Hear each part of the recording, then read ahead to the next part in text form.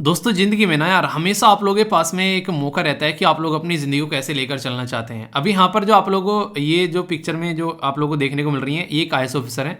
देखो यहाँ पर गारा में मिट्टी में कैसे चल रही है, नॉर्थ ईस्ट में कैसे लोगों के साथ में यहाँ पर घूम रही है ग्राउंड लेवल पर। इनके द्वारा इतना शानदार काम किया गया जिसकी कुछ हद नहीं है यहाँ पर, ठीक है। तो इसके चलते यहाँ पर ये काफ़ी ज़्यादा न्यूज़ में भी आई और इसी के साथ में एक दूसरी साइड में एक और आईएएस ऑफिसर थी जो कि बहुत सारे पैसों के साथ में दिखाई गई और वहाँ पर करप्शन करती हुई पाई गई। तो आप लोग खुद सीख सकते हैं यहाँ पर हमेशा आप लोगों के पास में ना एक दो तरीके होते हैं कि इधर जाना है कि उधर जाना है। यानी कि आप लोगों को डिसाइड करना है कि आप लोगों को किससे सीखना है, किसको अपनी ज़िंदगी में आप लोगों को बेसिकली इंप्लीमेंट करके चलना है। अगर आप लोग हमेशा ये देखेंगे कि कहाँ से आप लोगों की लाइफ कोरिलेट होती है, आप लोग किस तरीके के इंसान बनना चाहते हैं, तो ऐसे उदाहरण दिखने स्टार्ट हो जाएंगे। जैसा जैसा आप लोगों का नेचर होगा ना, कहते हैं ना कि देख तरीके से कि एक चोर को चोर मिल जाता है बड़ी जल्दी, ठीक है। तो आप लोगों ने देखा होगा जिस तरीका नेचर होता है वैसे आप लोगों को दिख जाएगा। इन्होंने हर एक लेवल पर काम किया वहाँ पर ग्राउंड लेवल पर, और जिसकी वजह से यहाँ पर इनके बारे में बातें कर रहा हूँ। तो आप लोग समझ सकते हैं कि एक आईएएस जो ऐसी जॉब होती है जिससे ग्राउंड लेवल पर आप लोग इंपैक्ट डाल सकते हैं। तो ऐसे लोगों को अपना इंस्पायर एक तरीके से इंस्पिरेशन बनाइए। कोविड-19 पर इतना शानदार काम किया गया इनके द्वारा, बहुत ही अच्छी चीज़ों को मैनेज की गई। इवन अपनी खुद की शादी भी इनके द्वारा एक तरीके से ढंग से नहीं अटेंड की गई। आप लोग और तो और छोड़ो, इतने अच्छे से अपने काम में उस टाइम पर लीन थी, उसको शायद आई थिंक पोस्टपोन भी कर दिया गया था शादी को। कोई कर सकता है क्या इतना, ये सोचो आप लोग यहाँ पर, ठीक है। तो मतलब बहुत ही एक तरीके से ना ये डेडिकेशन का एक नेक्स्ट उदाहरण आप लोगों को देखने को मिलेगा यार।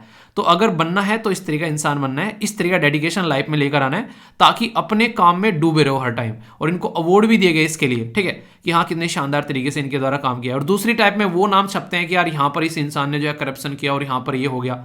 तो अपनी ज़िंदगी में एग्जाम्पल देखो कैसे आप लोग लेकर चल रहे हो, उसके बाद में मज़ा भी आएगा ज़िंदगी जीने में और आप लोगों के अंदर मोटिवेशन भी आएगा, है कि नहीं। तो कैसी लगी आप लोगों को ये बेसिकली यहाँ पर पर्टिकुलर आईएएस ऑफिसर, तो बताएगा जरूर इनके बारे में। और शानदार तरीके से देखें, इनको अवार्ड भी मिले हैं कई सारे। यार मज़ा आता है ज़िंदगी जीने में जब देश के लिए कुछ करते हो ना और इस तरीके से रिकॉग्नाइज किया जाता है। ये देखो एक साइड में खेमका साहब हैं, उनको इतनी जगह पोस्टपोन किया है, उनको एक तरीके से ट्रांसफर किया जा रहा है जिसकी कुछ हद नहीं है, उनके अच्छे कामों की वजह से। तो दोनों तरीके की चीज़ें देखने को मिलेगी। अच्छे बात पर चलोगे तो रोकने वाले बहुत मिलेंगे, आप लोगों को देखना है कैसे काम करना है, ठीक है। तो बताइएगा जरूर आप लोगों की क्या राय है इस वीडियो के बारे में। तो कैसे हो दोस्तों, मैं आशा करता हूँ शानदार तरीके से आप लोग अपनी लाइफ को एंजॉय कर रहे हो, अपनी सेहत, फैमिली और पढ़ाई का ध्यान काफ़ी अच्छे से रख रहे हो। आज है 19 मई, आज का इंपॉर्टेंट न्यूज़ एनालिसिस या फिर प्यार से बोले तो बैलेंस डाइट बहुत ही शानदार रहने वाला है। स्टार्टिंग का जो आर्टिकल होगा ना, खासकर जो लड़कियों के बारे में होगा, किस तरीके से समाज में आज की डेट में भी दिक्कतें देखने को मिल रही हैं और सुप्रीम कोर्ट ने किस तरीके से इस चीज़ को एक तरह फटकार लगाते हुए एक तरीके से बोला है कि ये सुधार लो नहीं तो मैं सुधार दूंगा। इंपॉर्टेंट आर्टिकल होगा, बहुत शानदार। समाज के कुछ ऐसी घिनौना चेहरा आप लोगों को देखने को मिलेगा जिसको सुधारने की बहुत ज़्यादा ज़रूरत है। बहुत ही तसल्ली में उसके बारे में आप लोगों से बातें करने वाला हूँ। इसी तरीके से आप लोगों की लाइफ कैसी होनी चाहिए इन्वायरमेंट को ध्यान में रखते हुए, ये बहुत ही शानदार टॉपिक होगा जिसमें मोदी जी के द्वारा बहुत ही अच्छे से कुछ बातें बताई गई हैं। एग्जाम के पॉइंट ऑफ से आप लोगों के लिए बहुत ही इंटरेस्टिंग टॉपिक रहने वाला है। AWS क्या होता है इसके बारे में काफ़ी डिटेल में मैं आप लोगों से डिस्कस करने वाला हूँ। इसी के साथ में एक और टॉपिक होगा जो काफ़ी बेहतरीन होगा और इनके साथ में क्वेश्चन भी मैं आप लोगों से डिस्कस करूँगा। इनके पूरा डिस्कशन आप लोग देखोगे तो चक्षु खुलने वाले हैं, ठीक है। ये अलग अलग न्यूज़पेपर से लाए जाते हैं आर्टिकल, साथ में प्रैक्टिस आप लोगों की कराई जाती है। अगर आप लोग अच्छे से देखकर चलोगे तो इनके सबके एंड में क्वेश्चन भी होंगे, तो टकटकी लगाकर देखना है ताकि उन क्वेश्चन का आंसर आप लोग दे पाओ, तभी चीज़ें अच्छे से ध्यान रख पाओगे, ठीक है। बाकी बड़ी शानदार बात बोली गई यार, हार अगर किसी इंसान के पास में आती है तो इसका मतलब क्या होता है। अक्सर लोग उसको नेगेटिवली ले लेते हैं, यार हार गए। वो एक सबक होता है जो आप लोगों को मौका देता है अपने आप को और बेहतर बनाने का। तो ज़िंदगी में अगर कुछ ऐसी समस्या आ रही है, कुछ प्रॉब्लम आ रही है, तो बता रहा है कि भाई साहब इस पोर्शन में कमी है, इसको थोड़ा सा इंप्रूव करो, इसको थोड़ा सा और टाइम दो। वो ये नहीं कहता है कि तुम्हारे बस की नहीं है, वो तो आप लोग अपने आप डिसाइड कर लेते हैं कि यार हमारे बस की नहीं है। कोई सामने वाला नहीं बोलता है आप लोगों की बस की नहीं है, तो आप लोगों को डिसाइड करना है कि इसको किस कैटेगरी में रखना है। अगर आप लोग उसको सही तरीके से ढंग से मानकर चलोगे कि यार ये चीज़ है, इसको सुधारना है, तो लाइफ में हमेशा आगे बढ़ते रहोगे। अगर लगेगा कि नहीं यार ये तो मेरे बस की नहीं है और ये क्या हो गया, तो लाइफ में हमेशा डिमोटिवेट फील करोगे और हमेशा लगेगा कि मेरे बस की नहीं है और सबके बस की है, जबकि ऐसा कुछ होता नहीं है। आप लोग लिस्ट उठाकर देखोगे ना, एक तो टॉपर है और एक बंदा हुआ है जिसका सिलेक्शन नहीं हुआ है।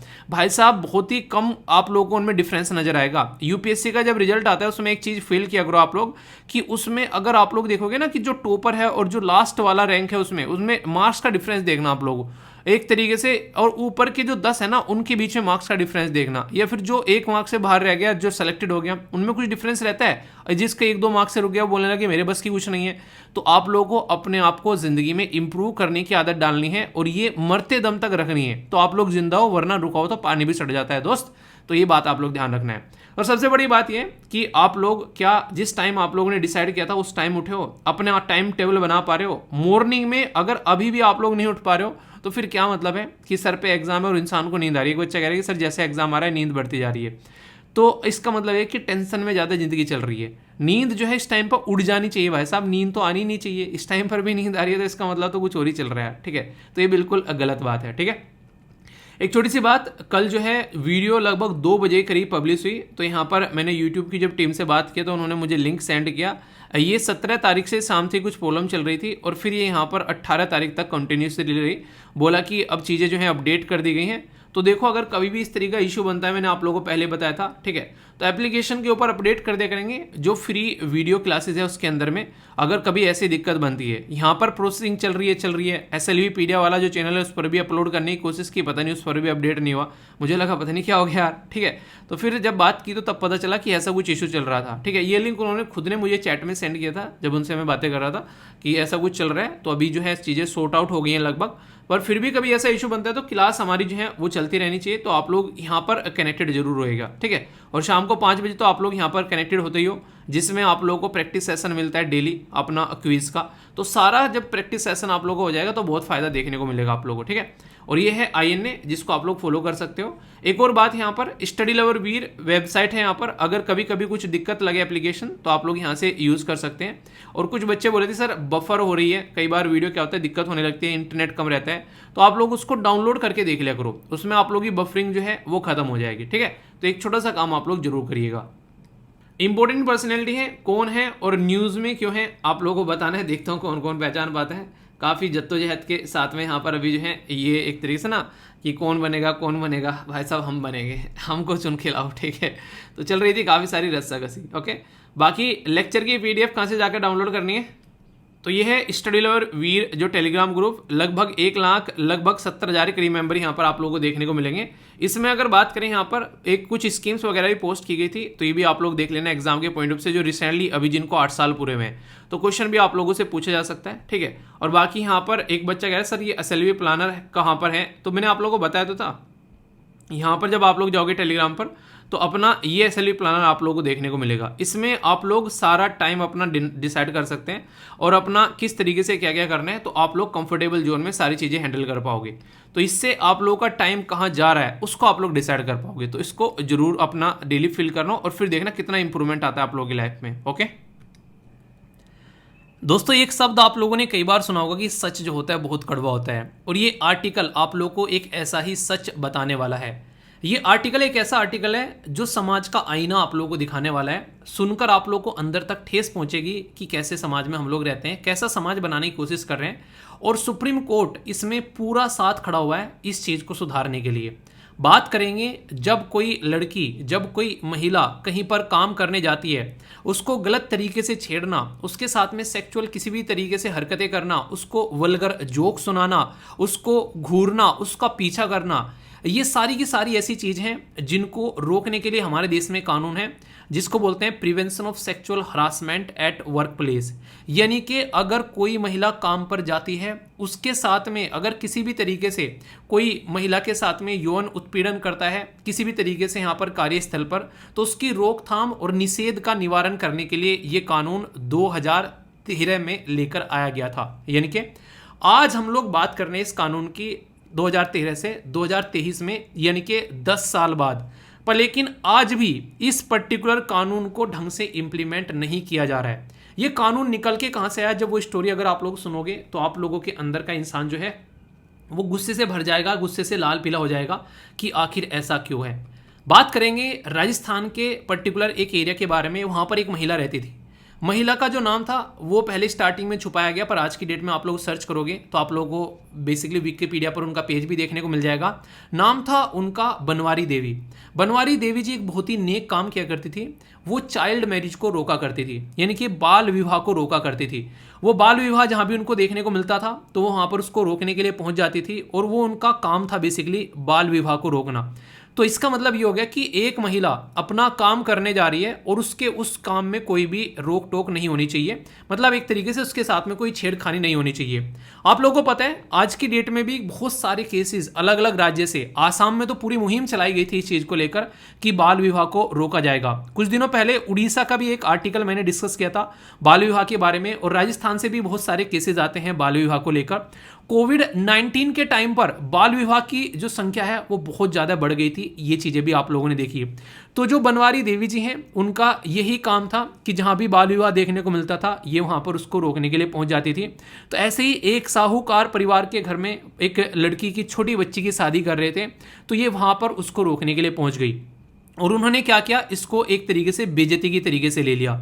उस बेइज्जती का इलाज, मतलब इलाज क्या बोले, उस बेइज्जती का जो बदला बोला जाएगा बेसिकली इनके द्वारा किया गया इस पर्टिकुलर महिला का रेप कर 1992 में इस पर्टिकुलर महिला का रेप किया गया 5 लोगों के द्वारा। पर लेकिन सबसे खतरनाक सिचुएशन तो यहाँ पर रेप तो एक बहुत बड़ी कंडीशन है, मतलब एक बहुत ही खराब सिचुएशन है, एक घटिया प्रवृत्ति की, एक आप लोग एक नहीं एक मानवता का सबसे घिनौना अपराध आप लोग बोल सकते हैं। पर उससे भी घिनौना अपराध आप लोगों को यहाँ पर ये देखने को मिलेगा कि उसका रेप हुआ, पर लेकिन उसकी कंप्लेन नहीं हो पाई, किसी ने उसकी सुनवाई नहीं की। क्यों? क्योंकि उसके पास में सबूत नहीं था। तो यहाँ पर ऐसी सिचुएशन आप लोग यहाँ पर समझ सकते हैं। तो ये बहुत ही खतरनाक चीज़ हो गई, और इसके कुछ साथी और कई सारी एनजीओ जब लगा कि केस तक भी दर्ज नहीं किया पुलिस ने, तो वो यहाँ पर पहुँच गए डायरेक्ट सुप्रीम कोर्ट। तो सुप्रीम कोर्ट ने फिर इस पर्टिकुलर केस का संज्ञान लेते हुए, आप लोग को याद होगा एक पर्टिकुलर गाइडलाइन दी गई जिसको आज की डेट में भी हम लोग विशाखा गाइडलाइन के नाम से जानते हैं। सुप्रीम कोर्ट में भी आसानी नहीं रहा ये जर्नी, अगर आप लोग देखोगे बात की गई है रेप हुआ 1992 में, 1992 से लेकर 1997 तक का टोटल मिलाकर 5 साल पूरे लग गए इनको यहाँ पर इस चीज को भी सुप्रीम कोर्ट के थ्रू लेकर जाने में, जिसमें सुप्रीम कोर्ट के द्वारा यहाँ पर बात की गई कि एक महिला जो है उसको अगर कोई कहीं पर काम करने जाती है, वो तो अपना काम कर रही थी ना बाल विवाह को रोकने का, अगर वो कहीं पर काम करने जाती है तो हमारे संविधान के अंदर में आर्टिकल 14, आर्टिकल 19 और आर्टिकल 21 ये अनुच्छेद हैं संविधान के, जो कि यहाँ पर उनको अपना वर्क जहाँ पर वो काम करते हैं वो उनका अधिकार है, और वहाँ पर उनको वो अधिकार मिलना चाहिए। तो आप लोग बोलेंगे सर ये नाम तो आपने बताया यहाँ पर बनवारी, ठीक है, तो यहाँ पर इसी के साथ में विशाखा कहाँ से आ गया? तो उस टाइम पर बेसिकली ताकि नाम उनका जन दुनिया के सामने न आए तो विशाखा शब्द वहाँ पर यूज़ कर लिया गया था। पर आज की डेट में ये डिटेल आप लोग को हर जगह देखने को मिल जाएगी, गूगल पर, आप लोग विकिपीडिया पर, कि यहाँ पर वो महिला कौन थी जिनके द्वारा इतना साहसपूर्ण काम किया गया। नॉर्मली समाज में आप लोग देखने को मिलेगा एक पुरुष प्रधान देश के अंदर में खासकर महिलाओं के साथ में कैसी कैसी जाति होती हैं, और उस टाइम पर एक महिला, वो भी उस टाइम पर 1992 की बात की जा रही है, सोचो आप लोग वहाँ पर उस टाइम पर। आज की डेट में तो आप लोग बोलते हैं सोशल मीडिया है, उस 2000 के एयर फेयर में तो मोबाइल आप लोगों को देखने को मिला, देश के अंदर में आना स्टार्ट हुआ। आज की डेट में हम लोग हैशटैग मीटू और पता नहीं क्या क्या बातें करते हैं। उस टाइम पर उस महिला ने यहाँ पर एक ऐसा स्टेप उठाया जो कि बहुत ही ज़्यादा खतरनाक था, और उसका खामियाजा उसको भुगतना पड़ा, और उसके बाद भी वो नहीं रुकी। तो इसको कहते हैं साहस। इसी की वजह से आज की डेट में हमारे देश में जो बच्चियां हैं उनके पास में एक अधिकार है। सोचो वो अपना काम कर रही थी, उसका रेप हो गया, हमारे देश में ये तक कानून नहीं था कि उसको सजा दिलाई जा सके, जिसने हरकतें की हैं उसके लिए कोई कानून ही नहीं था। अगर कोई वर्क पर जाकर कोई महिला अपना काम कर रही है, उसके साथ में कोई गलत तरीके से छेड़खानी कर रहा है, छूने की कोशिश कर रहा है, उसको सेक्सुअल फेवर मांगने की कोशिश कर रहा है, उसको वल्गर जोक सुना रहा है, उसको एक तरीके से ना उसका पीछा कर रहा है, ये आज की डेट में सारी की सारी ये सारी चीजें आपको देखने को मिलेगी किसके अंदर में, जिसको बोलते हैं पोस एक्ट। ये पोस एक्ट महिला के लिए लाया गया, जिसको sexual harassment of women at work place. तो पोज क्या बोला गया बेसिकली आप लोग समझ सकते हैं यहाँ पर कि एक तरीके से इस चीज को आप लोग याद रखने के लिए बोले पोज दे देना इस चीज को, यानी कि इस चीज को रोक दो यहीं पर, ठीक है। तो पोज से भी आप लोग याद रखते हैं इसको। 2013 में आया, पर लेकिन 2023 में सुप्रीम कोर्ट को फटकार लगानी पड़ रही है यहाँ पर कि आज तक भी यहाँ पर ये पर्टिकुलर जो कानून है इसके अंदर में कई सारे लैप्स देखने को मिलते हैं, कई सारी अनसर्टेनिटी देखने को मिलती है, ढंग से चीजों का इंप्लीमेंटेशन होता हुआ नजर नहीं आता है। आखिर है क्या, मैं आप लोगों को समझाता हूं क्या क्या पावर किस किस को यहाँ पर ये कानून देता है। किसी पर्टिकुलर कंपनी में, जैसे कि यहाँ पर अगर कुछ महिलाएं यहाँ पर काम कर रही हैं, तो इसके अंदर में प्रॉपर एक प्रोविजन है कि इंटरनल कमेटी बनाई जाएगी उस पर्टिकुलर कंपनी के अंदर में, ताकि अगर किसी महिला के साथ में कोई छेड़खानी होती है तो यहाँ पर उस पर्टिकुलर इंटरनल कमेटी के तहत में वो जाकर अपनी कंप्लेन दर्ज करा सकती है। अपॉइंटमेंट जो किए जाएंगे, अपॉइंटमेंट एंड जो एक्सटर्नल मेंबर जो होगा, जिसको लीगल नॉलेज होगी उस इंटरनल कमेटी के अंदर में, एक ऐसा मेंबर भी आप लोगों को देखने को मिलेगा जिसको इस कानून की जानकारी आप लोगों को नजर आएगी। खासकर जो एम्प्लॉय हैं उनको ट्रेन किया जाएगा कि महिलाओं के साथ में अगर किसी भी तरीके से कोई छेड़खानी की गई तो फिर इसका खामियाजा उनको भुगतना पड़ेगा, यानी सवारी अपने सामान की खुद जिम्मेदार होगी, वो आप लोग बोल सकते हैं। इसी के साथ में यहाँ पर जो केस रिपोर्ट किए जाएंगे, जो एक तरीके से नंबर ऑफ केसेस फाइल किए जाएंगे, उनके खिलाफ एनुअली एक्शन भी यहाँ पर आप लोगों को देखने को मिलेगा, इसका रिव्यू किया जाएगा। और सबसे खतरनाक चीज क्या है वो आप लोगों को यहाँ पर इस स्लाइड में देखने को मिलेगी।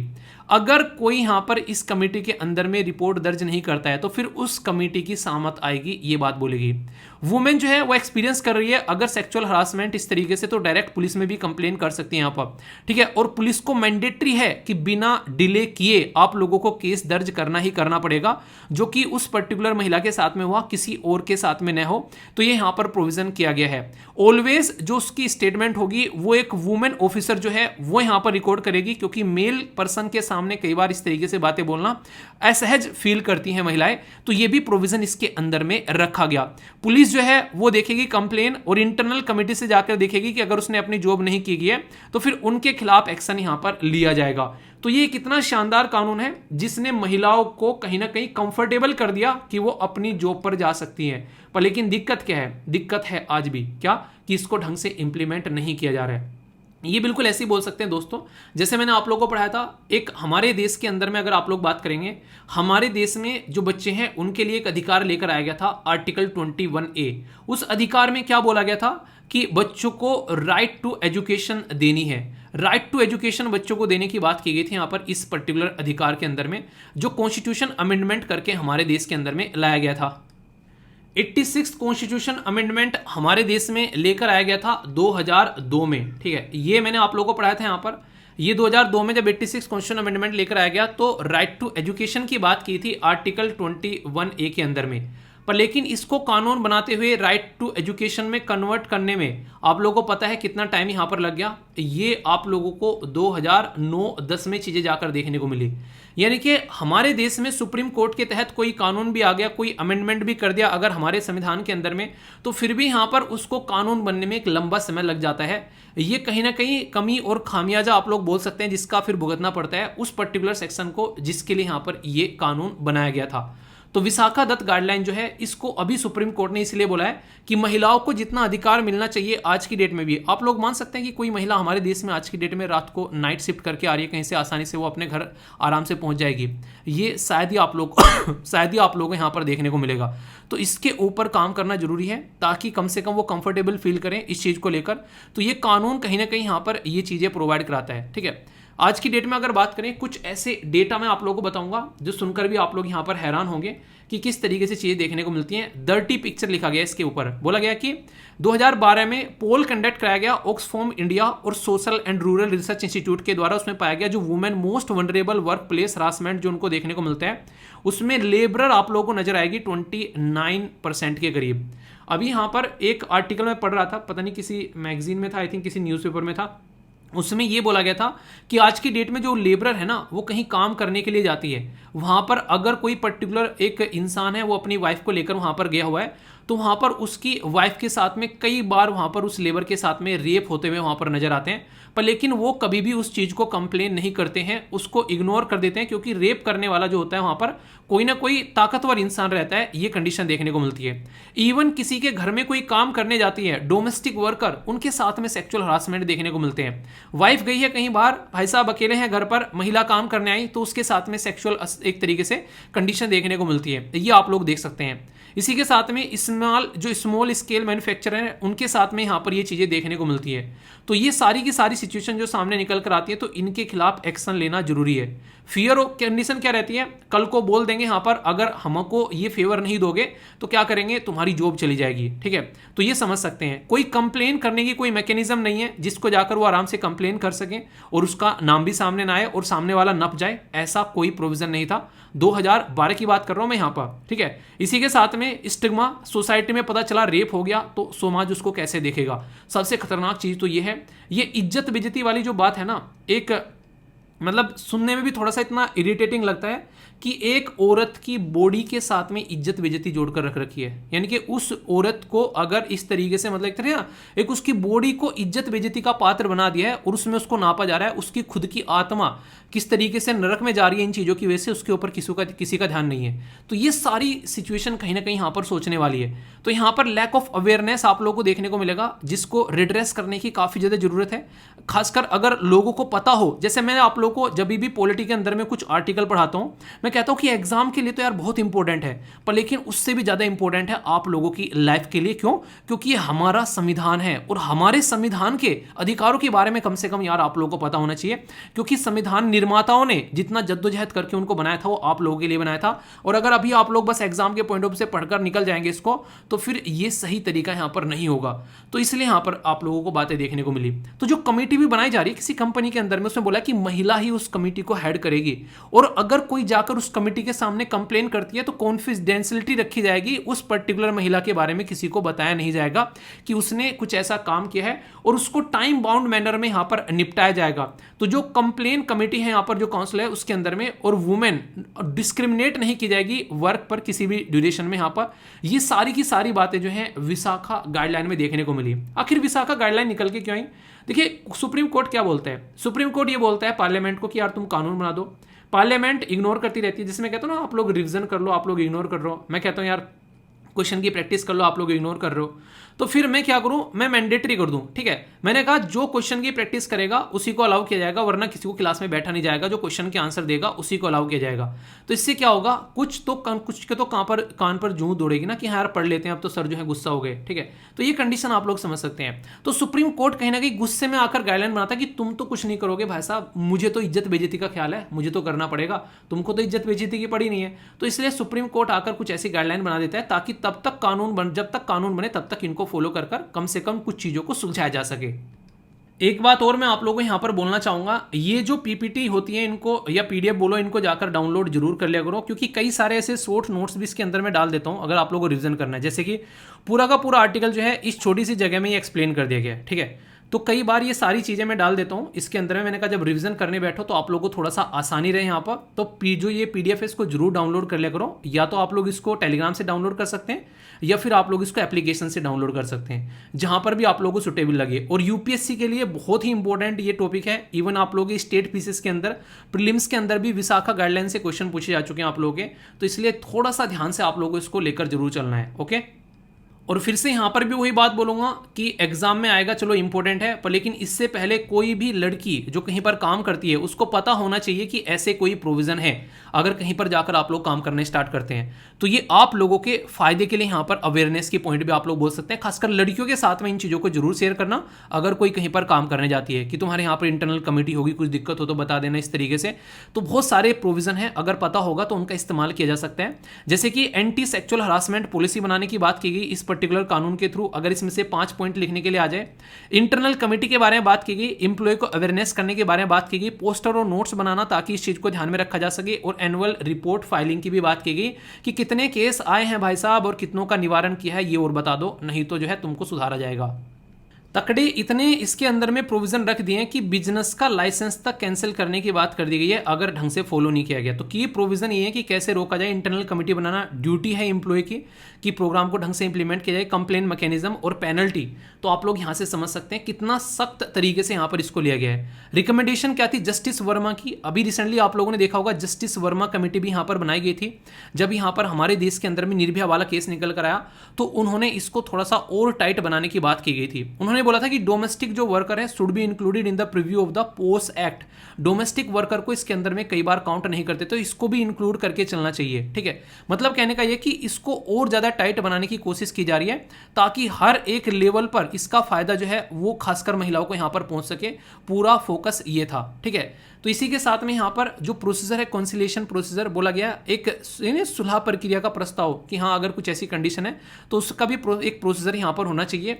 Employer should pay the compensation, अगर किसी महिला के साथ में ऐसा हो रहा है तो इंप्लॉयर को कंपनसेशन पे करना चाहिए, यहाँ पर ये बात बोली गई है। ठीक है, अगर कोई ऐसी गलत चीज यहाँ पर देखने को मिलती है। और बाकी और सारी बातें तो बताई दी कि setting up the employment tribunal की बात यहाँ पर की जाती है। इंटरनल जो कंप्लेन कमेटी के बारे में बात की गई, कई सारे इनिशिएटिव है। वन स्टॉप सेंटर है सरकार का, उज्ज्वला स्कीम के बारे में डिस्कस किया था मैंने। इसी के साथ में यहाँ पर बात की जा रही है सुधार के बारे में, सुधार गृह जिसमें scheme for the women in difficult circumstances. तो यहाँ पर सरकार ने ऐसी ऐसी चला रखी हैं चीजें, पर लेकिन पता नहीं रहता है कई बार लड़कियों को। ठीक है, नारी शक्ति पुरस्कार तक दिए जाते हैं यार, ये आप लोग समझ सकते हैं। यानी कि सिचुएशन तो है आप हमारे देश में कई सारी चीज़ों को हैंडल करने की, पर अवेयरनेस की कमी रहती है। सोशल मीडिया पर घटिया घटिया चीज़ें लोग शेयर करते हुए पाए जाएंगे, पर किसी को बोल दो कि यहाँ पर इस पर्टिकुलर कानून के बारे में किसी के साथ में शेयर कर दो, तो भाई साहब उसके हाथ पैर रूह कांप जाएगी कि ये भी कोई शेयर करने वाली चीज़ है क्या, इस पर कोई हंसेगा थोड़ी ना। हंसने वाली चीज़ें शेयर करनी चाहिए। ठीक है, एक तरीके से अवेयरनेस वाली चीज़ थोड़ी ना शेयर करनी चाहिए। तो ये कंडीशन है। तो कहीं ना कहीं हमारी भी कमियां खामियां है कि ऐसी ऐसी चीज़ें लोगों को पता नहीं चलती है, और पढ़ने के बाद भी अगर किसी को आप लोग नहीं बता रहे हो तो फिर पढ़ने का मतलब ही क्या रह गया, उसका इंप्लीमेंटेशन होना चाहिए। ठीक है, तो ये कुछ बातें हैं। बाकी क्वेश्चन आप लोगों से डिस्कस करूंगा ताकि ये टॉपिक और ज़्यादा कंठस्थ आप लोगों का हो जाए। तो देखता हूँ क्वेश्चन का आंसर कौन देगा, कितने अच्छे से टॉपिक सुना है। ठीक है, तो ये आप लोगों का टेस्ट होगा, लॉयल्टी टेस्ट होगा, आप लोग कितने लॉयल तरीके से आप लोगों ने आर्टिकल को सुना है। क्वेश्चन के आंसर जरूर देना। ठीक है, मैं देखूंगा कौन कौन से आंसर देता है। सबसे पहला क्वेश्चन है, यहाँ पर बात की जा रही है कि जस्टिस वर्मा कमेटी ने सेक्सुअल हरासमेंट के बारे में क्या क्या बातें बोली वर्क प्लेस के बारे में। बोला गया कि डोमेस्टिक जो वर्कर है should be included with in the preview of the post act, ये बोला गया। क्या ये करेक्ट स्टेटमेंट है यहाँ पर? ठीक है, तो आप लोगों को ये बताना है। ये प्रोसीजर जो बोला गया है यहाँ पर एक तरीके से कॉन्सिलिएशन प्रोसीजर की भी बात की गई। Government should pay the compensation to the women who has suffered sexual harassment, ये बात बोलेगी। एक यहाँ पर employment tribunal institute of the internal जो कंप्लेन कमेटी है, यानी कि ट्रिब्यूनल बनाओ, कंप्लेन कमेटी से काम नहीं चलेगा, ये बात बोलेगी। तो स्टेटमेंट कौन सी इनकरेक्ट है ये बताना है। क्या बोला था मैंने यहाँ पर? बोला था कि जिस कंपनी में होगा वो कंपनी पे करेगी, ना कि गवर्नमेंट पे करेगी, यानी कि एम्प्लॉयर पे करेगा, जॉब देने वाला पे करेगा, ना कि सरकार पे करेगी यहाँ पर। तो ये इंपॉर्टेंट क्वेश्चन आप लोगों का बन जाएगा। और ट्रिब्यूनल जो होता है वो एक तरह का कोर्ट हो जाता है बेसिकली। कमिटी क्या है वहाँ पर कई बार अंदर ही अंदर चीज़ें, कई बार ना कि हाँ यार कंपनी का नाम खराब होगा, अंदर की बातें अंदर ही रख लेते हैं, वो सारी हरकतें देखने को मिलती हैं। पर लेकिन इसमें ऐसा नहीं होगा, यहाँ पर ट्रिब्यूनल में सारी चीज़ें जो हैं वो साफ साफ नजर आएंगी। ठीक है, नेक्स्ट क्वेश्चन है एक और, यहाँ पर बात की जा रही है internal complaint committee ICC under the work place prevention provision and redressal post act 2013 की। इसमें बोला गया कि employer are required to constitute, जो यहाँ पर कमेटी है, with in the 20 or more employee to receive and address the complaint on sexual harassment. ये कमेटी जो है ये पावर देती है सिविल कोर्ट की, जो यहाँ पर अपने एविडेंस को गैदर करने के लिए। तो सिविल कोर्ट की पावर यहाँ पर मिलती है। ओनली 1 सही है, ओनली 2 सही है, बोथ सही है, या फिर नन ऑफ द अबोव सही है। सही आंसर क्या है आप लोग को ये बताना है। स्टेटमेंट जो है आंसर यहाँ पर बी सही है, क्योंकि 10 या फिर 10 से ज़्यादा अगर एम्प्लॉई हैं तो वहाँ पर आप लोगों को ये कमेटी इस तरीके से सेट करने की बात की जा रही है। ठीक है, तो कई बार नंबर देकर भी आप लोगों से एग्जाम में क्वेश्चन पूछा जाता है। ठीक है, विशाखा गाइडलाइन के बारे में बात करें तो sexual harassment of the women at work place prevention and provision redressal act जो है 2013 का, ये इनेक्ट किया गया यूजिंग इट्स एज ए एक तरीके से नहीं कहते कि फाउंडेशन रख देना। ठीक है, तो फाउंडेशन की तरीके से इसको इस्तेमाल किया गया इस पर्टिकुलर केस के तहत में। ठीक है, सुप्रीम कोर्ट की गाइडलाइन जो है वो एप्लीकेबल है ओनली पब्लिक सेक्टर के लिए यहाँ पर एप्लीकेबल है। ऐसा कुछ है क्या कि हाँ पब्लिक सेक्टर में रेप हो गया तो सही है, वो उसमें नहीं होना चाहिए? तो ऐसा कुछ है यहाँ पर? आप लोग खुद सोचो, कॉमन सेंस का क्वेश्चन हो गया ना बिल्कुल। तो ओनली 1, ओनली 2, बोथ या फिर नन, तो ये स्टेटमेंट आप लोगों को यहाँ पर गलत नजर आएगी। पब्लिक प्राइवेट हर जगह आप लोगों को यहाँ पर देखने को मिलेगा। ये basically prevention of the sexual harassment की बात की जा रही है। यहाँ पर कुछ ऐसे नहीं कि आप लोग यहाँ पर एक तरीके से कुछ खाने पीने का सामान दिया जा रहा है कि हाँ गवर्नमेंट एम्प्लॉय को मिलेगा, प्राइवेट को नहीं मिलेगा, सैलरी में कुछ बोनस दिया जा रहा है। तो ये बिल्कुल गलत बात है, ये हर जगह आप लोगों को देखने को मिलेगा। ठीक है, तो बहुत ही इंपॉर्टेंट आर्टिकल है, समाज के पॉइंट ऑफ व्यू से भी, एग्जाम के पॉइंट ऑफ व्यू से भी, सेक्सुअल हरासमेंट की बात की जा रही है उसके, और इक्वेलिटी के बारे में जो मैंने आप लोगों से बात की उसके पॉइंट ऑफ व्यू से भी। तो क्वेश्चन को लेकर माइंड में कोई भी डाउट नहीं होना चाहिए। और राइट टू लाइफ के बारे में बात करते हैं यार, हर एक इंसान को राइट टू लाइफ के बारे में बात है। तो जो बेसिकली जो बनवारी देवी जी हैं, कहीं ना कहीं एक तरीके से उनकी जो जिस तरीके की मुहिम थी वो यहाँ पर रंग लाती हुई नजर आती है, अगर ये चीज़ें समाज में ढंग से इंप्लीमेंट की जाती है। इसमें आप लोगों की क्या राय है ये आप लोग बताना। आर्टिकल कैसा लगा फीडबैक जरूर देना, कोई सजेशन हो तो वो भी बताना, और बाकी ये चीज़ ज़्यादा से ज़्यादा लोगों तक जरूर पहुँचाना, ताकि इस तरीके की सिचुएशन को लोग समझ सकें और उनको हैंडल किया जा सके, और खासकर लड़कियों को पता रहे इसके बारे में। ठीक है, कैसा लगा आर्टिकल बताना जरूर। दोस्तों कुछ टॉपिक ऐसे होते हैं जैसे 10 सर वाला रावण, यानी कि कुछ टॉपिक को आप लोग कई डायमेंशन में इस्तेमाल कर सकते हैं। जैसे ये टॉपिक है ज्ञान व्यापी मस्जिद के बारे में। तो यहाँ पर सबसे पहले तो आप लोगों को यहाँ पर क्या मुद्दा है, एक नॉर्मल भारतीय होने के नाते पता होना चाहिए कि ये पूरा मुद्दा क्या है इसके पीछे। अगर आप लोग किसी एग्ज़ाम की तैयारी कर रहे हैं तो आप लोगों को पता होना चाहिए ज्ञान व्यापी मस्जिद की हिस्ट्री के साथ साथ में आप लोगों को यहाँ पर राइट टू रिलीजन से रिलेटेड जो चीज़ें हैं वो पता होना चाहिए। इसी के साथ में किस तरीके से यहाँ पर अभी कार्बन डेटिंग की बात की जा रही है, तो ये साइंस एंड टेक का भी टॉपिक आप लोगों का बन जाएगा, तो उसके बारे में भी आप लोगों को यहाँ पर पता होना चाहिए। और इसी के साथ में कुछ और ऐसी बातें जो कि आप लोगों को पता होना चाहिए, कुछ स्टैटिक जो एक पॉइंट्स आप लोग बोल सकते हैं एग्जाम के पॉइंट ऑफ व्यू से, वो भी मैं यहाँ पर बताता हुआ चलूंगा। यानी कि बहुत ही इंपॉर्टेंट टॉपिक आप लोग इसको बोल सकते हैं। रीज़न क्या है, इलाहाबाद हाईकोर्ट ने अभी ऑर्डर दिया है कि कार्बन डेटिंग कराई जाए जो शिवलिंग पाया गया था ज्ञान व्यापी मस्जिद के अंदर में। ठीक है, तो पूरा मुद्दा पहले मैं आप लोग को बताता हुआ आगे बढ़ता हूँ। सबसे पहले तो यहाँ पर ये मुद्दा है कहाँ का, ये आप लोग याद रखिएगा। ये मुद्दा निकल कर आता है उत्तर प्रदेश के बनारस में से। बनारस यानी कि वही एरिया जो कि हमारे देश के प्राइम मिनिस्टर मोदी जी की कॉन्स्टिट्यूएंसी है। वहाँ पर एक मस्जिद है जिसका नाम है ज्ञान व्यापी। ज्ञान व्यापी जो मस्जिद है यहाँ पर, ये बेसिकली अगर शब्द आप लोग देखो तो ये ज्ञान व्यापी का मतलब होता है, संस्कृत शब्द है जिसका मतलब होता है ज्ञान का कुआं। ये माना जाता है कि यहाँ पर एक मंदिर था और उस मंदिर को तोड़कर औरंगजेब के द्वारा यहाँ पर एक मस्जिद का निर्माण कराया गया। तो यहाँ पर काशी विश्वनाथ जो मंदिर से सटी हुई ये बेसिकली मस्जिद है यहाँ पर, और इसका एक हिस्सा इस तरीके से भी दिखाया जाता है कि इसका जो बैक एंड का हिस्सा है यहाँ पर, वो कहीं ना कहीं आप लोग बोल सकते हैं वो पूरा मंदिर ही दिखा है। उसका ढांचा जो है बिल्कुल मंदिर वाला ढांचा है, यानी कि ये बोला गया कि बस ऊपर ऊपर से तोड़कर मंदिर को उसके ऊपर मस्जिद का ढांचा बना दिया, बेस को मैक्सिमम वैसा ही रखा गया। अगर यहाँ पर आप लोग ये पिक्चर भी देख पा रहे हैं तो ये मस्जिद का जो बैकएंड का पोर्शन है यहाँ पर, जो बिल्कुल मंदिर के जो पिलर्स वगैरह होते हैं जिसके ऊपर पूरा मंदिर का स्ट्रक्चर टिका होता है, उसके जैसा आप लोगों को दिखाई देगा। इसको आप लोग ध्यान से यहाँ पर देख सकते हैं। यानी कि ये माना गया कि इस मंदिर को तोड़कर यहाँ पर मस्जिद का निर्माण कर दिया गया। अभी यहाँ पर ये न्यूज़ में क्या आई, क्योंकि कई सारे लोगों ने यहाँ पर पिटिशन डाला कि ये मस्जिद नहीं है, यहाँ पर ये मंदिर है। और एक पर्टिकुलर मस्जिद के अंदर में अगर आप लोग जैसे कि दूसरे रिलीजन से आप लोग हैं, अगर आप लोग मुस्लिम जो कम्युनिटी से नहीं आते हैं, तो एक पर्टिकुलर वजू बोलते हैं उसको, जहाँ पर नॉर्मली नमाज पढ़ने से पहले हाथ पैर धुलते हैं, बेसिकली नमाज अदा करने से पहले। तो वहाँ पर उसके अंदर में एक स्ट्रक्चर पाई गई और उस स्ट्रक्चर को ये बोला गया कि ये शिवलिंग है। उसकी जाँच कराने की यहाँ पर बात की गई, जो कि यहाँ पर पूरा मुद्दा निकल कर आया। तो इसी के चलते यहाँ पर जब आर्कियोलॉजिकल सर्वे ऑफ इंडिया को के द्वारा यहाँ पर चेकिंग की गई, तो उसके अंदर एक शिवलिंग की एक स्ट्रक्चर मिली है यहाँ पर, उसको कार्बन डेटिंग की अनुमति दे दी गई है। अभी यहाँ पर इसी के चलते पूरा मुद्दा बेसिकली गहरा कर सामने निकल कर आया है। यानी कि जो शिवलिंग है यहाँ पर उसको चेक करना है कार्बन डेटिंग की हेल्प से कि ये मस्जिद कितनी पुरानी है और शिवलिंग कितना पुराना है। अगर वो शिवलिंग जैसी जो स्ट्रक्चर बेसिकली बताई जा रही है यहाँ पर, तो यहाँ पर वो एक तरीके से रियलिटी में अगर शिवलिंग है तो इसका मतलब ये कि ये मस्जिद तो अभी रिसेंट की बनी हुई है शिवलिंग के कंपेयर में, तो वो बहुत ही पुराना होगा।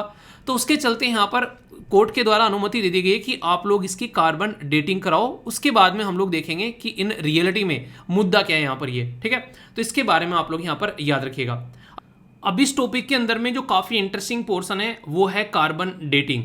कार्बन डेटिंग में आप लोगों को यहाँ पर दो बेसिकली मैं आप लोगों को यहाँ पर एक तरीके से जो पूरा सिस्टम आप लोगों को समझाऊंगा वो दो चीज़ों के कंपेयर में समझाऊंगा। एक को बोलते हैं कार्बन C14 बोलते हैं, कार्बन 14, और दूसरा है कार्बन 12।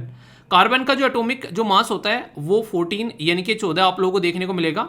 अभी यहाँ पर इसके साथ में मैं आप लोगों को चीज़ें कंपेयर करके जब बताऊंगा तो आप लोग चीज़ों को अच्छे से समझ पाओगे।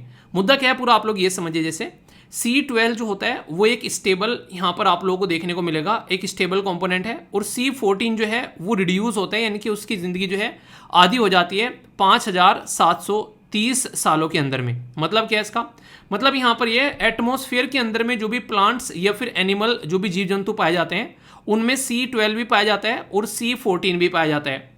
तो सोचो यहाँ पर जब किसी प्लांट के अंदर में मान लीजिए एक पेड़ है, उसके अंदर में C12 भी है, ठीक है, जो कि स्टेबल रहता है, और C14 भी है यहाँ पर जो कि अनस्टेबल रहता है। तो जो C12 है वो स्टेबल है, यानी कि उसका जब चेक करेंगे उसका पुराना पता चलेगा कितना पुराना है, और यहाँ से जो C14 है वो कितना डीके हो गया है, यानी कि कितना वो घटता हुआ आ रहा है। तो उससे पता चल जाएगा कि यहाँ पर स्टेबल के साथ में ये कितना घट रहा है, उसको कंपेयर करके यहाँ पर डिफरेंस पता चल जाएगा कि कितना पुराना है यहाँ पर ये, ठीक है।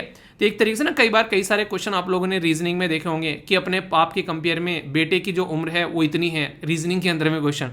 तो यही है कि C12 जो है वो स्टेबल है, उसके कंपेयर में C14 जो है वो आधा हो रहा है, हाफ लाइफ हो जाती है इसकी 5730 सालों के अंदर में। तो उसके साथ में कंपेयर करके यहाँ पर इसका पता लगा पाएंगे। ये क्या हो गया, अरे अलग ये स्ट्रक्चर बन गया है ना, एक तरीके से मैं ऊपर ही मैं रख भी नहीं रहा था इसको, टैबलेट पे अपने आप ही घूमे जा रहा है ये। तो इस तरीके से जो चेंजिंग रेशो है C12 से C14 तक का, उससे पता चलेगा लाइफ क्या होती है, मतलब इसकी लाइफ कितनी होगी। पर लेकिन सबसे बड़ी मुद्दा क्या है यहाँ पर, जो यहाँ पर सोचने वाला है, ये कार्बन डेटिंग की बात बोल तो दी गई कि हाँ यार इसकी कार्बन डेटिंग करके यहाँ पर पता चलेगा कि ये कितना पुराना है, पर लेकिन हर चीज़ में कुछ ना कुछ आप लोगों को अपवाद देखने को मिलते हैं, यानी कि एक तरीके से कि इसके अंदर में कुछ ऐसी चीज़ें हैं कि इसका कार्बन डेटिंग के थ्रू यहाँ पर इसका पता नहीं लगाया जा सकता है। रीज़न क्या है, रीज़न यहाँ पर बात करें हम लोग पत्थर के बारे में, ठीक है। तो अगर बात करें यहाँ पर ये बोला जा रहा है कि इसकी कार्बन डेटिंग से इसकी एज का पता नहीं लगाया जा सकता है। तो यहाँ पर एक तो बात ये बोली गई, दूसरा अगर यहाँ पर सिवलिंग जो है, सिवलिंग की अगर कार्बन डेटिंग करनी तो उस पे से आप लोग कुछ ना कुछ उसका पोर्शन यूज करोगे उसमें से चेक करने के लिए। तो अगर उसमें से कुछ भी आप लोगों ने निकाला तो ये माना जा रहा है कि वो जो स्ट्रक्चर है वो खंडित हो जाएगी। और अक्सर आप लोगों ने देखा होगा ना तो कभी मंदिरों में ना ही घर में कोई अगर मूर्ति टूट जाती है यहाँ पर घर के अंदर किसी भगवान की, तो हम लोग बोलते हैं खंडित हो गई है, अब इसको घर में नहीं रखना है, यानी कि उसको बेसिकली रिप्लेस कर दिया जाता है एक नई स्टैचू से जो कि खंडित न हो। ये बात आप लोगों ने कई बार फील की होगी और इसके बारे में कई बार भी सुना होगा, ठीक है। तो मतलब क्या हो गया यहाँ पर सीधा सीधा मतलब यहाँ पर ये हो गया कि अगर वो खंडित हो जाएगी तो फिर वैसे भी जो है उसको मंदिर के अंदर में नहीं रखा जाएगा। तो कार्बन डेटिंग करने के लिए जो आप लोगों उसमें से कुछ पोर्शन लेना पड़ेगा, तो उसके ऊपर भी क्वेश्चन मार्क लगा हुआ है कि क्या ये सही तरीका है। और साफ साफ यहाँ पर लिखा हुआ है can not be use determine the age of non living things like rock, यानी कि चट्टान वगैरह का जो है हम लोग इससे पता भी नहीं लगा पाएंगे, ठीक है। तो कहने का मतलब सीधे सीधे यहाँ हो गया, जब हम लोग इस रॉक से यहाँ पर कार्बन डेटिंग का पता ही नहीं लगा पाएंगे तो फिर क्या कोई और तरीका है यहाँ पर, अगर हम लोग को ये चीज़ें चेक करनी है तो क्या किसी और तरीके से हम लोग यहाँ पर इसका पता लगा पाएंगे। तो फिर ये देखने वाली बात है। तो जैसे कि नॉन लिविंग थिंग के लिए हम लोग इसका इस्तेमाल नहीं कर पाएंगे, तो फिर उसके लिए दूसरी टेक्निक आप लोगों को देखने को मिलेगी, जैसे कि रेडियोमेट्रिक डेटिंग मेथड, इसका इस्तेमाल किया जा सकता है। इसी के साथ में आप लोगों को देखने को मिलेगा पोटेशियम, और इसी के साथ में आर्गन डेटिंग के बारे में बात की जा रही है। ये रेडियो एक तरीके से ये मेथड होगा, यूरेनियम और थोरियम ये बेसिकली लेड डेटिंग का मेथड होगा।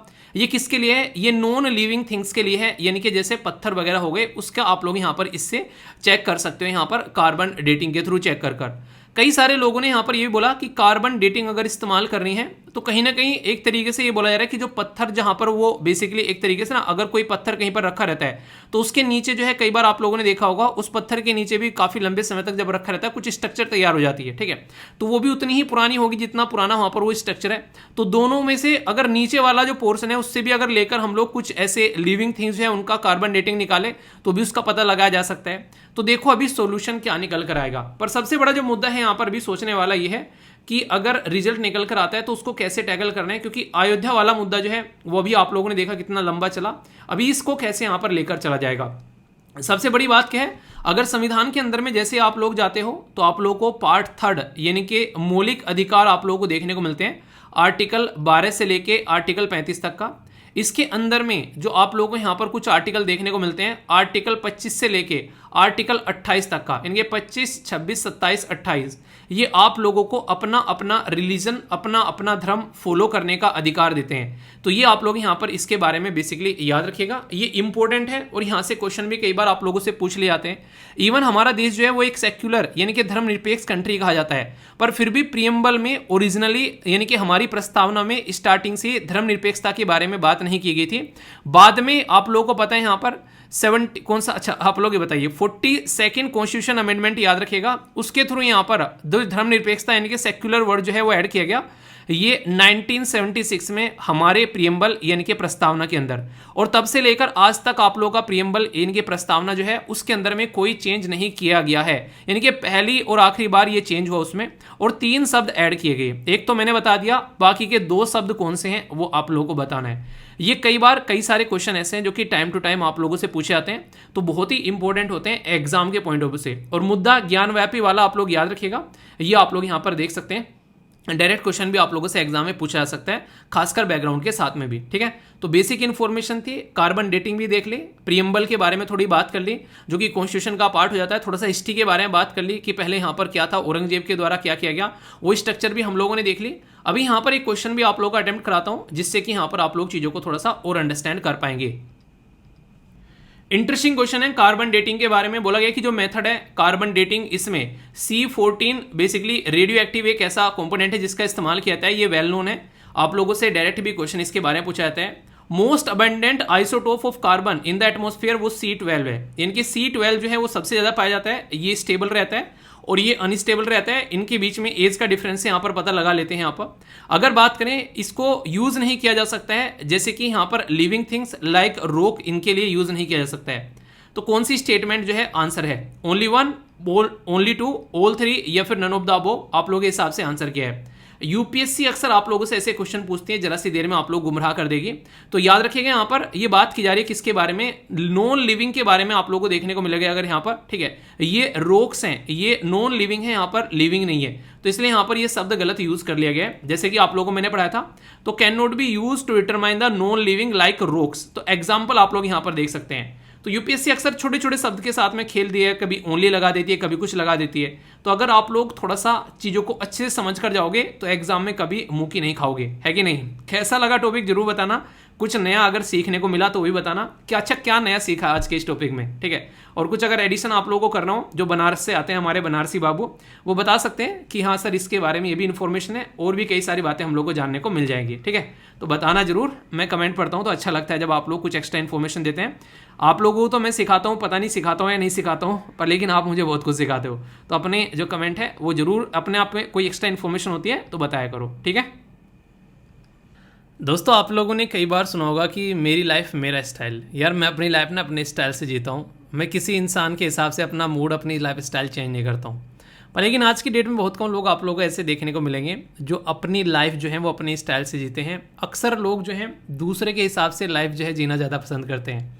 पर लेकिन ये जो आर्टिकल है ये उस पर्टिकुलर मुद्दे से रिलेटेड नहीं है, ये थोड़ा सा डिफरेंट आप लोगों को आर्टिकल देखने को मिलेगा। बात की जा रही है मेरी लाइफ एप्लीकेशन के बारे में।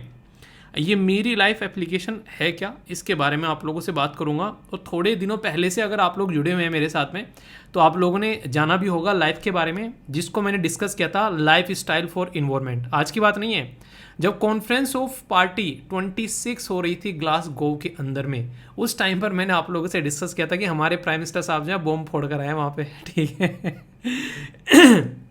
किसी ने सोचा भी नहीं होगा कि बंदा जो है ऐसे पॉइंट निकाल के लेके आएगा। नहीं, इंटरव्यू में जाओ, किसी जीडी में जाओ, तो वहाँ पर एक तरीके से इस तरीके से जाकर बैठो कि सामने वालों को लगे यार क्या बोल दिया भाई इसने, कहाँ से आया था तैयार करके है। तो ऐसा ही कुछ प्राइम मिनिस्टर मोदी साहब जो है वो करते हुए यहाँ पर नजर आते हैं। तो कॉन्फ्रेंस ऑफ पार्टी 26 जब हुई थी ग्लासगो के अंदर में, United nation climate change conference जिसको आप लोग बोलते हो, 26 कॉन्फ्रेंस थी। और ये लगभग मतलब अक्टूबर, लगभग मतलब 31 अक्टूबर से लगभग 13 नवंबर तक ये चली थी 2021 में। तो उस टाइम पर प्राइम मिनिस्टर मोदी साहब के द्वारा यहाँ पर बॉम्ब फोड़ा गया था, किसका, लाइफ का। यानी कि लाइफ का मतलब क्या था, इनके द्वारा बोला गया था मिशन लाइफ, मतलब लाइफ स्टाइल फॉर इन्वायरमेंट। यानी कि अपना लाइफ स्टाइल भाई साहब ऐसा रखो कि वो इन्वायरमेंट को नुकसान न पहुंचाए। यानी कि आप लोगों का लाइफ स्टाइल अगर इन्वायरमेंट को नुकसान पहुंचा रहा है तो फिर ना भाई साहब दुनिया में चेंज आने वाला है। इन्वायरमेंट के हिसाब से लाइफ स्टाइल जीना स्टार्ट कर दो। मतलब क्या था इन बातों का वो समझाता हूं। मतलब ये था, कुछ पॉइंट्स हैं जिनमें 5 पॉइंट्स मैं आप लोगों को बताऊंगा जो कि इंपॉर्टेंट है, जो कि आप लोग इस लाइफ स्टाइल के साथ में कनेक्ट कर सकते हैं। वैसे पेन देखकर मजा आ रहा है, रंग बिरंगा सतरंग है। सबसे पहले बात की जा रही है सेव एनर्जी। यानी कि एनर्जी एक ऐसी चीज़ है जो हम लोग को सेव करनी है, और अगर सेव नहीं करेंगे तो बहुत सारी दिक्कतें देखने को मिलेगी। आज की डेट में घर से बाहर जाते हो तो स्विच बंद करके जाया करो, चाहे कूलर हो, चाहे पंखा हो, चाहे टीवी हो, चाहे एसी हो, चाहे बल्ब हो, तो उसको बंद कर जाना है। तो यानी कि एनर्जी सेव करने का मतलब आप लोग बोल सकते हैं कि एनर्जी क्रिएट भी आप लोग कर रहे हो। मतलब क्या हो गया, मतलब सेव करने का मतलब ये नहीं कि हम लोगों ने सेव करके लाया, सेव करने का मतलब क्रिएट भी कर दी हम लोगों ने, क्योंकि अब कोई और उसका इस्तेमाल कर सकता है। ठीक है। नंबर पॉइंट 2 जो आप लोगों को देखने को मिलेगा वो है सेव वाटर, यानी कि जैसा हम लोग को एनर्जी के साथ में करना है, सही पानी के साथ में करना है। अगर चाहे तो इंसान 1 बाल्टी पानी में नहा लेता है और चाहे तो 10 बाल्टी पानी में भी ना नहाए। आप लोग कोशिश करो 1 से 1.5 बाल्टी पानी में नहा लो। जिसके घर में शावर है वो कोशिश करो कि हर टाइम शावर को नहीं, एक तरीके चाव जितने जब तक बाथरूम में एंट्री की और जब तक निकले शावर ही शावर चले जा रहा है। आप लोगों ने एक एडवर्टीजमेंट देखा होगा कि पूरे गांव ने पानी पी लिया और शहर वालों का भी नहाना भी नहीं हुआ। बेसिकली वो दिखाया गया उस पर्टिकुलर एडवर्टीजमेंट के अंदर में। क्यों? क्योंकि उनका लाइफ स्टाइल जो है वो इन्वायरमेंट के हिसाब से ही नहीं है। तो पानी को सेव करना। अच्छा, कितने बाल्टी पानी में नहाते हो? सही सही बताना, मैं आगे चेक नहीं कर रहा हूँ, ठीक है। बताना जरूर, पता चलेगा, क्योंकि जैसे जैसे गर्मी बढ़ रही है पानी की इज्जत नहीं करोगे तो बेइज्जती होने वाली है। ठीक है। नंबर तीसरा पॉइंट जो है ये भी काफ़ी इंपॉर्टेंट है, ये तो हम लोग कम से कम इंप्लीमेंट कर सकते हैं, रिड्यूस सिंगल यूज प्लास्टिक। यानी कि यहाँ पर जो सिंगल यूज प्लास्टिक क्या होती है, जिसको यूज एंड थ्रो की बात करते हैं, ठीक है, तो उसको रिड्यूस करना, उसको कम करना। जैसे कहीं पर आप लोग जाते हैं जूस पीने जाते हैं तो आप लोग स्ट्रो का इस्तेमाल मत करो। अब मतलब नारियल पानी में तो करना ही पड़ेगा, वो अलग बात है, पर पानी पीते हो तो वहाँ पर कोई भी जूस वगैरह पीते हो तो स्ट्रो का इस्तेमाल मत करो। कहीं पर खाना खाने जाते हो बाहर रेस्टोरेंट में तो वहाँ पर कोशिश करो कि प्लास्टिक की चम्मचों का इस्तेमाल मत करो। तो ये इस तरीके से चीज़ें, कहीं पर अगर आप लोग सामान लेने बाहर जाते हो तो कोशिश करो कि अपना खुद का थैला रखो।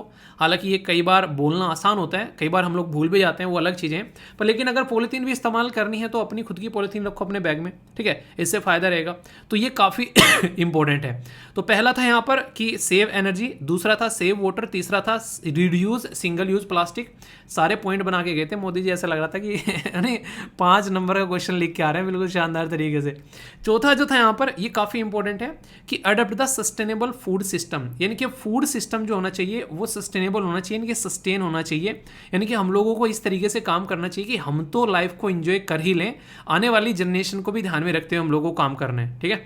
और नेक्स्ट यहाँ पर 5वें नंबर का था, ये था क्या था, अडेप्ट करना है हेल्दी लाइफ स्टाइल। ये काफ़ी इंपॉर्टेंट है। आज की डेट में अगर हम लोग देखें रात को लेट लेट तक जग रहे हैं, किसी भी टाइम कुछ भी खा रहे हैं। अगर आप लोग देखोगे हमारे जो बेसिकली कल्चर है उसमें दिन छिपते ही सो जाना और सुबह को जल्दी उठना, ये बेसिकली ग्रहों के हिसाब से माना जाता है। आजकल हम लोग इन चीज़ों में बिलीव नहीं करते हैं, पर लेकिन इन रियलिटी आप लोग अगर इन चीज़ों को फॉलो करोगे तो अपनी लाइफ में ऐसा चेंज देखने को मिलेगा जो कि एक पॉजिटिव चेंज आप लोग यहाँ पर बोल सकते हैं। कई बार बच्चे बोलते हैं कि सर सुबह उठा नहीं जाता है। सर्दियों में मैं मानता हूँ कि कईयों को दिक्कतें होती है, पर गर्मियों में कोई नहीं उठ पाता है, वो थोड़ा सोचने वाली बात है। जैसे सर्दियों में अगर कोई बोल रहा है कि नहीं उठता है तो हाँ, एक बार को चलो आलस आ गया। गर्मी में नहीं उठ पा रहा है तो यहाँ पर एक तरीके से अलग बात होगी। पर लेकिन अगर कोई स्टूडेंट है और वो सीरियस है अपनी पढ़ाई को लेकर, वो नहीं उठ पा रहा है तो इसका मतलब वो सीरियस ही नहीं है, मैं यहाँ पर ये बोलूँगा। तो लाइफ स्टाइल आप लोगों को चेंज करना पड़ेगा अपने एग्जाम के हिसाब से, ना कि आप लोगों की मौज मस्ती के हिसाब से।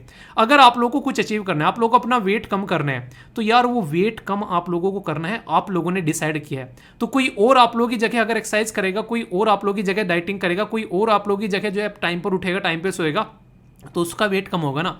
आप लोगों को अगर अपना कम करना है तो ये आप लोगों को अडेप्ट करना पड़ेगा। ये सारी वो चीज़ें हैं जो खुद लाइफ स्टाइल वाली बातें बोली गई है। और कल को चलकर इस पर 5 मार्कर का कोई छोटा सा एक टॉपिक आप लोगों से पूछ ले जाए तो आप लोगों को उसमें लिखना आ जाए, या फिर बोला जाए कि ये 5 जो लाइफ स्टाइल के जो थीम दी गई थी यहाँ पर, उनमें से 4 कौन सी हैं या फिर कौन सी एक नहीं है, तो ये आप लोग समझ सकते हैं। तो यानी कि हम लोगों ने यहाँ पर इन चीज़ों के ऊपर फोकस देने की बात की गई है। तो लाइफ स्टाइल जो मुझे लगा ये काफ़ी एक शानदार एक तरीके का एक इनिशिएटिव आप लोग बोल सकते हो, जो क्लाइमेट चेंज और इन्वायरमेंट सस्टेनेबिलिटी के ऊपर फोकस देता हुआ आप लोग को अपॉर्चुनिटी भी देता है कि कैसे आप लोग चीज़ों को आगे लेकर चल सकते हैं। ठीक है।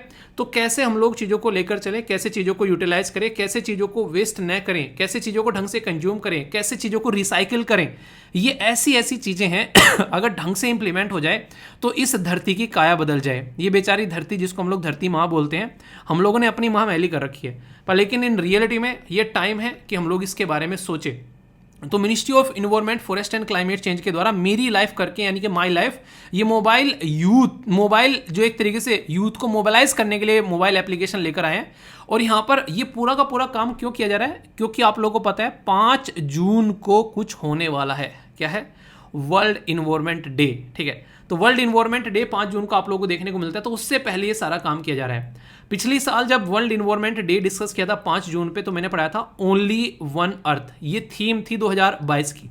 अभी 2023 आएगा तो उसके बारे में आप लोगों से डिस्कस करूंगा। फिलहाल 23 की थीम आप लोग यहां पर याद रखेगा। और इन्वायरमेंट डे का मतलब यही होता है कि हम लोग इन्वायरमेंट के पास जाएं, इन्वायरमेंट को समझे। डे निकलकर कहां से आई है, ये भी काफी इंटरेस्टिंग कॉन्सेप्ट है। यूनाइटेड नेशन असेंबली के द्वारा स्टैब्लिश किया गया वर्ल्ड इन्वायरमेंट डे 1972 यानी कि 1972 में। और फर्स्ट डे स्टॉकहोम जो कॉन्फ्रेंस थी, जो ह्यूमन इन्वायरमेंट को लेकर यहां पर आप लोगों को देखने को मिला, और होस्ट जो नेशन था वो था स्वीडन 2022 के अंदर में। तो ये कुछ बेसिक बातें हैं जो आप लोग यहां पर समझ सकते हैं। पर लेकिन मुद्दा क्या है, मुद्दा यहां पर यह है कि मिशन जो लाइफ है बेसिकली, यानी कि लाइफ स्टाइल फॉर इन्वायरमेंट है यहां पर, इसमें प्राइम मिनिस्टर मोदी जी के द्वारा यहां पर केवड़िया गुजरात के अंदर भी कुछ इनिशिएटिव यहां पर लॉन्च किए गए ताकि चीजों को सुधारा जा सके। तो ये भी आप लोग यहां पर याद रख सकते हैं कि बिहेव चेंज करना है, इंडिविजुअल का बिहेवियर सिंपल होना चाहिए, ईजी टू डू एक्शन वाली चीजों के बारे में बातें किया गया, प्रोटेक्ट करें इन्वायरमेंट को अपने आसपास में। और ministry of environment forest and climate change, ये मिनिस्ट्री भी यहां से निकल कर आई। कौन है इसके मिनिस्टर, वो आप लोगों को बताना है।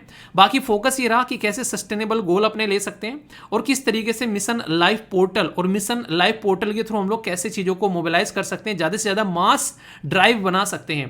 जैसे आज की डेट में अगर मैं बोलूं कि इन्वायरमेंट डे वाले दिन हम सबको मिलाकर एक पेड़ लगाना है, तो आप लोग खुद सोचो कितना बड़ा परिवार है, कितने सारे पेड़ हम लोग लगा सकते हैं। तो चीजें अगर अंदर से चेंज होंगी ना, तभी आप लोग चेंज कर पाओगे। अगर ऐसे ही कि हाँ ठीक है यार चल रही है, तो फिर कुछ नहीं होने वाला है। तो ये सारी की सारी बेसिक चीजें आप लोग याद रखिएगा।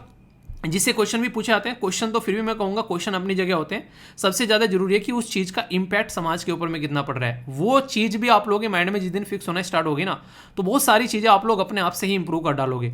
अच्छा ये बताओ, जब हम लोग सस्टेनेबल डेवलपमेंट गोल के बारे में बात करते हैं, टोटल मिलाकर 17 सस्टेनेबल डेवलपमेंट गोल हैं, आप लोगों ने पढ़े हैं। आप लोगों को ये बताना है कि क्लाइमेट एक्शन कौन से नंबर का सस्टेनेबल डेवलपमेंट गोल है। क्लाइमेट एक्शन, सही सुना आप लोगों ने। देखता हूं किस किस को यहां पर ये याद है और कौन सही से इसके बारे में बताता है। तो इंपॉर्टेंट टॉपिक था इन्वायरमेंट के पॉइंट ऑफ व्यू से। अगर मैं आप लोगों से बात करूं, क्वेश्चन आप लोगों से पूछता हूं, चलिए।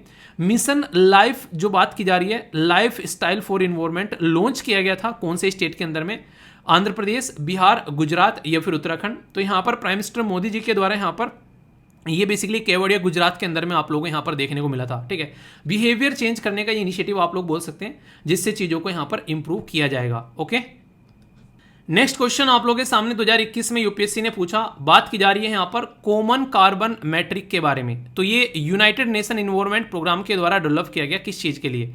तो पढ़ो इनको आंसर, तो देखता हूं कौन सही आंसर यहां पर देता है। ठीक है, कमर्शियल फार्मिंग के लिए, ये इनेबलिंग इन्वायरमेंट जो access overall the carbon footprint cause by their country, accessing the overall carbon footprint causing by the fossil fuel, ये सब यहाँ पर बात की जा रही है। Assessing the carbon footprint of building operation around the world. तो ये इसका फोकस एरिया था यहाँ पर कि किस तरीके से जो कार्बन फुटप्रिंट है उसके बारे में चेक करना, यानी कि कितना हम लोग इन्वायरमेंट को नुकसान पहुंचा रहे हैं। ये आप लोग बोल सकते हैं सीधा सीधा इसका मतलब था उस चीज़ को चेक करना। ठीक है, तो ये काफ़ी इंपॉर्टेंट था।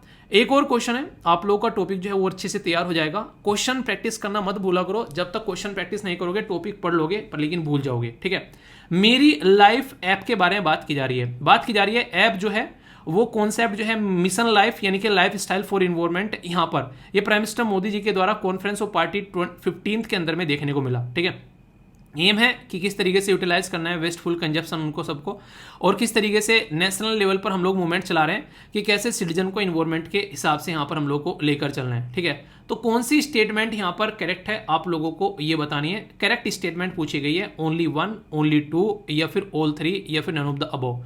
तो करेक्ट कौन से है, करेक्ट दोनों की दोनों स्टेटमेंट है, यानी कि बी आंसर सही है। ये कॉन्फ्रेंस ऑफ पार्टी क्या था यहाँ पर, एक कॉन्फ्रेंस ऑफ पार्टी 26 थी ना कि 15 जो मैंने डिस्कस भी आप लोगों से की थी। ठीक है, तो यार लाइफ स्टाइल के बारे में कोई पूछे, इन्वायरमेंट किसके द्वारा यहाँ पर ये काम किया गया, ये कोई पूछे तो मुझे नहीं लगता कि अब आप लोगों को डाउट होना चाहिए। और बाकी जब इन्वायरमेंट डे आएगा तो फिर से आप लोगों के सामने डिस्कस करेंगे काफ़ी अच्छे से। तो कैसा लगा आर्टिकल पहले तो ये बताओ। ठीक है, और कौन कौन अपनी लाइफ जो है वो इन्वायरमेंट के हिसाब से चेंज करने वाला है, लाइफ स्टाइल जो है कौन टाइम पर उठता है, जिस टाइम आप लोगों ने डिसाइड किया है वो बताना। जो उठता है पीठ थपथपा लेना, बहुत सारे लोग जो है वो कोशिश करते हैं पर नहीं कर पाते हैं। अगर आप लोग कर रहे हैं तो आप लोग बहुत सही तरीके से अपनी लाइफ को जो है लेकर चल रहे हैं, बहुत दुनिया से तो वैसे आगे निकल गए आप लोग। ठीक है कि नहीं, तो पीठ थपथपा लेना। ओके दोस्तों, कोई आप लोगों से बड़े ही सिंपल शब्दों में पूछे कि AWS क्या है, तो आप लोग इसके बारे में क्या बोलोगे? पता है किसी को AWS क्या है? बताइए। अगर आप लोग थोड़ा सा भी कंप्यूटर या फिर जो IT सेक्टर के साथ में कनेक्टेड हो गए तो इसका आंसर दे पाओगे। खासकर जिसने बीटेक किया इसमें, वो आई थिंक इसका आंसर जरूर देगा। बाकी मैं इससे डिस्कस करूंगा बहुत सारी चीज़ें जिसके बारे में आप लोगों को पता होना चाहिए। तो बहुत बेसिक चीज़ें आप लोगों को बताऊंगा, ठीक है? तो थोड़ा सा कंप्यूटर की नॉलेज भी होगी और आप लोग समझ पाएंगे कि चीज़ें कैसे चलती हैं। आज की डेट में, जैसे आज की डेट में कोई वेबसाइट है studyloverveer.com, ठीक है? ये कोई वेबसाइट है। ये पर्टिकुलर वेबसाइट के ऊपर में अगर कोई जाता है तो उसको देखने को मिलता है कि बहुत सारी चीज़ें हैं मान लो इसके ऊपर, हालांकि अभी कुछ है नहीं, ठीक है? तो यहाँ पर जैसी वेबसाइट बनती है उसके ऊपर बहुत सारी चीज़ें अपलोड हो जाती हैं। वो अपलोड हुई हुई चीज़ें जो है वो कहाँ पर सेव रहती हैं, क्या आप लोगों को पता है? ये सारी चीज़ें कहाँ पर सेव रहती हैं, उसके ऊपर जो सिक्योरिटी रहती है वो सिक्योरिटी कहाँ से निकल कर आती है? तो ये सारी चीज़ें यहाँ से निकल कर आती है और इसकी वजह से हमारे देश में बहुत सारे स्टार्टअप आज के डेट में निकल कर आ चुके हैं। स्टार्टअप क्या होते हैं? स्टार्टअप होते हैं एक ऐसा नया बिजनेस जो अभी स्टार्ट हुआ है। इनके स्टार्टअप जैसे स्टार्ट किया है तो उसको स्टार्टअप बोलते हैं। तो इसी को ध्यान में रखते हुए यहाँ पर कई सारी चीज़ें हैं उसके ऊपर फोकस किया जा रहा है कि हाँ किस तरीके से जो सर्विस है हमारे देश में चल रही है, इसका एक एनालिसिस किया जा रहा है। तो यहाँ पर GS पेपर 3 इकोनॉमी के अंदर भी आप लोग इसको बोल सकते हैं और साइंस एंड टेक में भी आप लोग इसको काउंट कर सकते हैं। सबसे बड़ी सोचने वाली बात यहाँ पर यह है कि 2016 में हमारे पास में 452 स्टार्टअप थे ओनली, पर लेकिन फिलहाल के टाइम पर लगभग 84,000 से भी ज़्यादा स्टार्टअप हमारे देश में हो चुके हैं। तो इनके इतने सारे लोग जो हैं वो आजकल कोई ना कोई अपना काम धंधा कर रहे हैं, जिससे कि अपने नहीं कहते थे सेल्फ कोई अपना इस छोटा सा बिजनेस स्टार्ट कर लिया और उसके बेस पर चीज़ों को लेकर चल रहा है। तो ये आप लोगों को स्टार्टअप का यहाँ पर सिस्टम देखने को मिलेगा। तो आज की डेट में जब मैं वर्ड स्टार्टअप यूज करता हूँ तो इसका बेसिक मतलब यहाँ पर ये होता है कि किसी ने अपना अभी यहाँ पर जो है वो काम स्टार्ट किया है, तो इसको आप लोग स्टार्टअप बोल देते हैं। इसमें कई सारी की सर्विस आप लोगों को मिलती है, जैसे कि ऑनलाइन स्टोरेज की फैसिलिटी मिल गई, जैसे वेबसाइट हो गया, ऐप हो गया। इसी के साथ में लोकल सर्वर जो आप लोग देखते हैं, पर्सनल कंप्यूटर से रिलेटेड जो चीज़ें आप लोग स्टोरेज में देखने को मिलती हैं, ये सारी चीज़ें इसकी कैटेगरी में आ जाती हैं। और इसी को बेसिकली यहाँ पर आप लोग नॉर्मली देखने को मिलेगा एक पर्टिकुलर जो अमेजन के द्वारा स्टार्ट किया गया यहाँ पर, जिसको AWS आप लोग बोलते हैं, इसको बोलते हैं अमेजन वेब सर्विस। तो वेब सर्विस क्लाउड सर्विस जो इंडिया में है, इसकी वजह से जो स्टार्टअप है बहुत ज़्यादा बूम आ गया। अब खुद सोचो, जो टीचर पहले घरों में बैठ के पढ़ाया करते थे वो आज के डेट में आसानी से ऑनलाइन पढ़ा ले रहे हैं। सब अपने ऐप और अपने वेबसाइट जो है वो आसानी से लॉन्च कर पा रहे हैं, क्योंकि ये सारी फैसिलिटी अवेलेबल हो चुकी है। वरना सारी चीज़ें ऑफलाइन चलती थी। कोई भी डॉक्टर है वो अपनी दवाइयाँ जो है आज के डेट में ऑनलाइन चेकअप वगैरह ये सारी फैसिलिटी दे पा रहा है। आज की डेट में इतने सारे जो ऑनलाइन बेस्ड सिस्टम हो गए, जैसे ओला हो गया, उबर हो गया, जोमेटो हो गया, स्विगी हो गया, ये सारी ऑनलाइन शॉपिंग हो गई, ये सारे कहीं ना कहीं आप लोगों को देखने को मिलेगा। ये किस पर चल रहे हैं? ये यहाँ पर इन्हीं सर्विसेज के ऊपर तो चल रहे हैं। अगर मैं आप लोगों से दुनिया के बारे में बात करता हूँ कि आज की डेट में जो यहाँ पर ये सबसे बड़ी सर्विस जो है कहाँ कहाँ पर आप लोगों को देखने को मिलती है दुनिया में, और हम लोग कौन से नंबर पर आते हैं, तो याद रखिएगा सबसे टॉप पर है आज के डेट में सर्विस के अंदर में, उसको बोलते हैं यूनाइटेड स्टेट ऑफ अमेरिका। पहले नंबर पर आप लोगों को ये यहाँ पर जमा हुआ देखने को मिलेगा। दूसरे नंबर पर जो जमा हुआ है वो है जमा हुआ चाइना, और तीसरे नंबर पर हमारी पोजीशन है। तो ये काफ़ी बड़ी बात है कि दुनिया में हम भी एक तरीके से टॉप 3 में काउंट हो रहे हैं। अगर आप लोग यहाँ पर देखोगे तो यहाँ पर ये काफ़ी इंपॉर्टेंस कहीं ना कहीं प्रोवाइड करा रहा है हमारे देश में जो स्टार्टअप हैं, जो सिस्टम निकल कर आ रहे हैं। ये तो स्टार्टअप और सिस्टम की तो चलो एक बात हो गई यहाँ पर। अब इंपॉर्टेंट बात आप लोग सुनना, हमारे देश में एक प्रोग्राम है जिसको हम लोग बोलते हैं ABDM। ABDM बेसिकली आप लोग इसको बोल देते हैं, इसको बोलते हैं आयुष्मान भारत डिजिटल मिशन। समझ रहे आप लोग? यहाँ पर ये पूरा का पूरा जो सिस्टम है वो इसी सर्विस के ऊपर यहाँ पर टिका हुआ है। कोविन ऐप, इतने सारे लोगों को पहली डोज मिली, दूसरी डोज मिली, बूस्टर डोज मिल रही है। ये सारी कोविड-19 का जो वैक्सीनेशन का प्रोग्राम चलाया गया कोविन ऐप के ऊपर में, यहाँ पर कोविन जो सिस्टम क्रिएट किया गया वो सारा यहाँ पर इसी की एक तरीके से आप लोग बोल सकते हैं देन है, जिसकी वजह से यहाँ पर ये चीज़ें निकल कर आ रही है। यानी कि जान है ये एक पर्टिकुलर स्टार्टअप की, जान है ये पर्टिकुलर ऑनलाइन सिस्टम जो भी चलता है, तो इसलिए इसकी इतनी ज़्यादा इंपॉर्टेंस आप लोगों को यहाँ पर देखने को मिलेगी। जो हमारे देश में आज के दिन में इतने स्टार्टअप बढ़कर आ रहे हैं, तो सरकार ने क्या कोई स्कीम लॉन्च की थी इसके लिए, जिसकी वजह से इतने सारे स्टार्टअप हमारे देश में निकल कर आ रहे हैं। तो आज की डेट में आप लोग देखिए, कहीं भी आप लोग चले जाइए, इमर्जिंग स्टार्टअप देखने को मिलेंगे, best performing startup, top performer startup. तो हमारे देश में एक स्कीम स्टार्ट की गई जो कि आप लोगों को पता होना चाहिए। एक स्कीम भी आप लोग यहाँ पर कवर होगी इस आर्टिकल में, उसको बोलते हैं स्टार्टअप इंडिया स्कीम। तो स्टार्टअप इंडिया स्कीम हमारे देश में जो लॉन्च की गई थी 2016 में वो स्कीम लॉन्च की गई। उस टाइम पर यह था कि हम लोग जो है इस बात पर फोकस दें कि लोग जो है जॉब के पीछे ना भागे कि हाँ जॉब चाहिए जॉब चाहिए, नहीं, आप लोग खुद ऐसा काम करो ताकि औरों को जॉब दे सको, 2-4 लोगों को आप लोग जॉब दो। तो इसकी वजह से क्या होगा कि आप लोग अपने तो पैरों पर खड़े हो ही गए और 2-3 लोगों को आप लोगों ने, 2-4 जितने भी लोग हैं उनको सपोर्ट प्रोवाइड करा दिया। तो ये एक तरीके से सिस्टम स्टार्ट किया गया था उस टाइम पर 2016 में। और हमारे देश के उस टाइम पर फाइनेंस मिनिस्टर थे अरुण जेटली जी। तो आज की डेट में अरुण जेटली जी हमारे बीच में नहीं है, पर लेकिन जो नींव रख कर गए हैं वो काफी अप्रिशिएट करने लायक है, जिसके बारे में आज की डेट में हम लोग डिस्कस कर रहे हैं।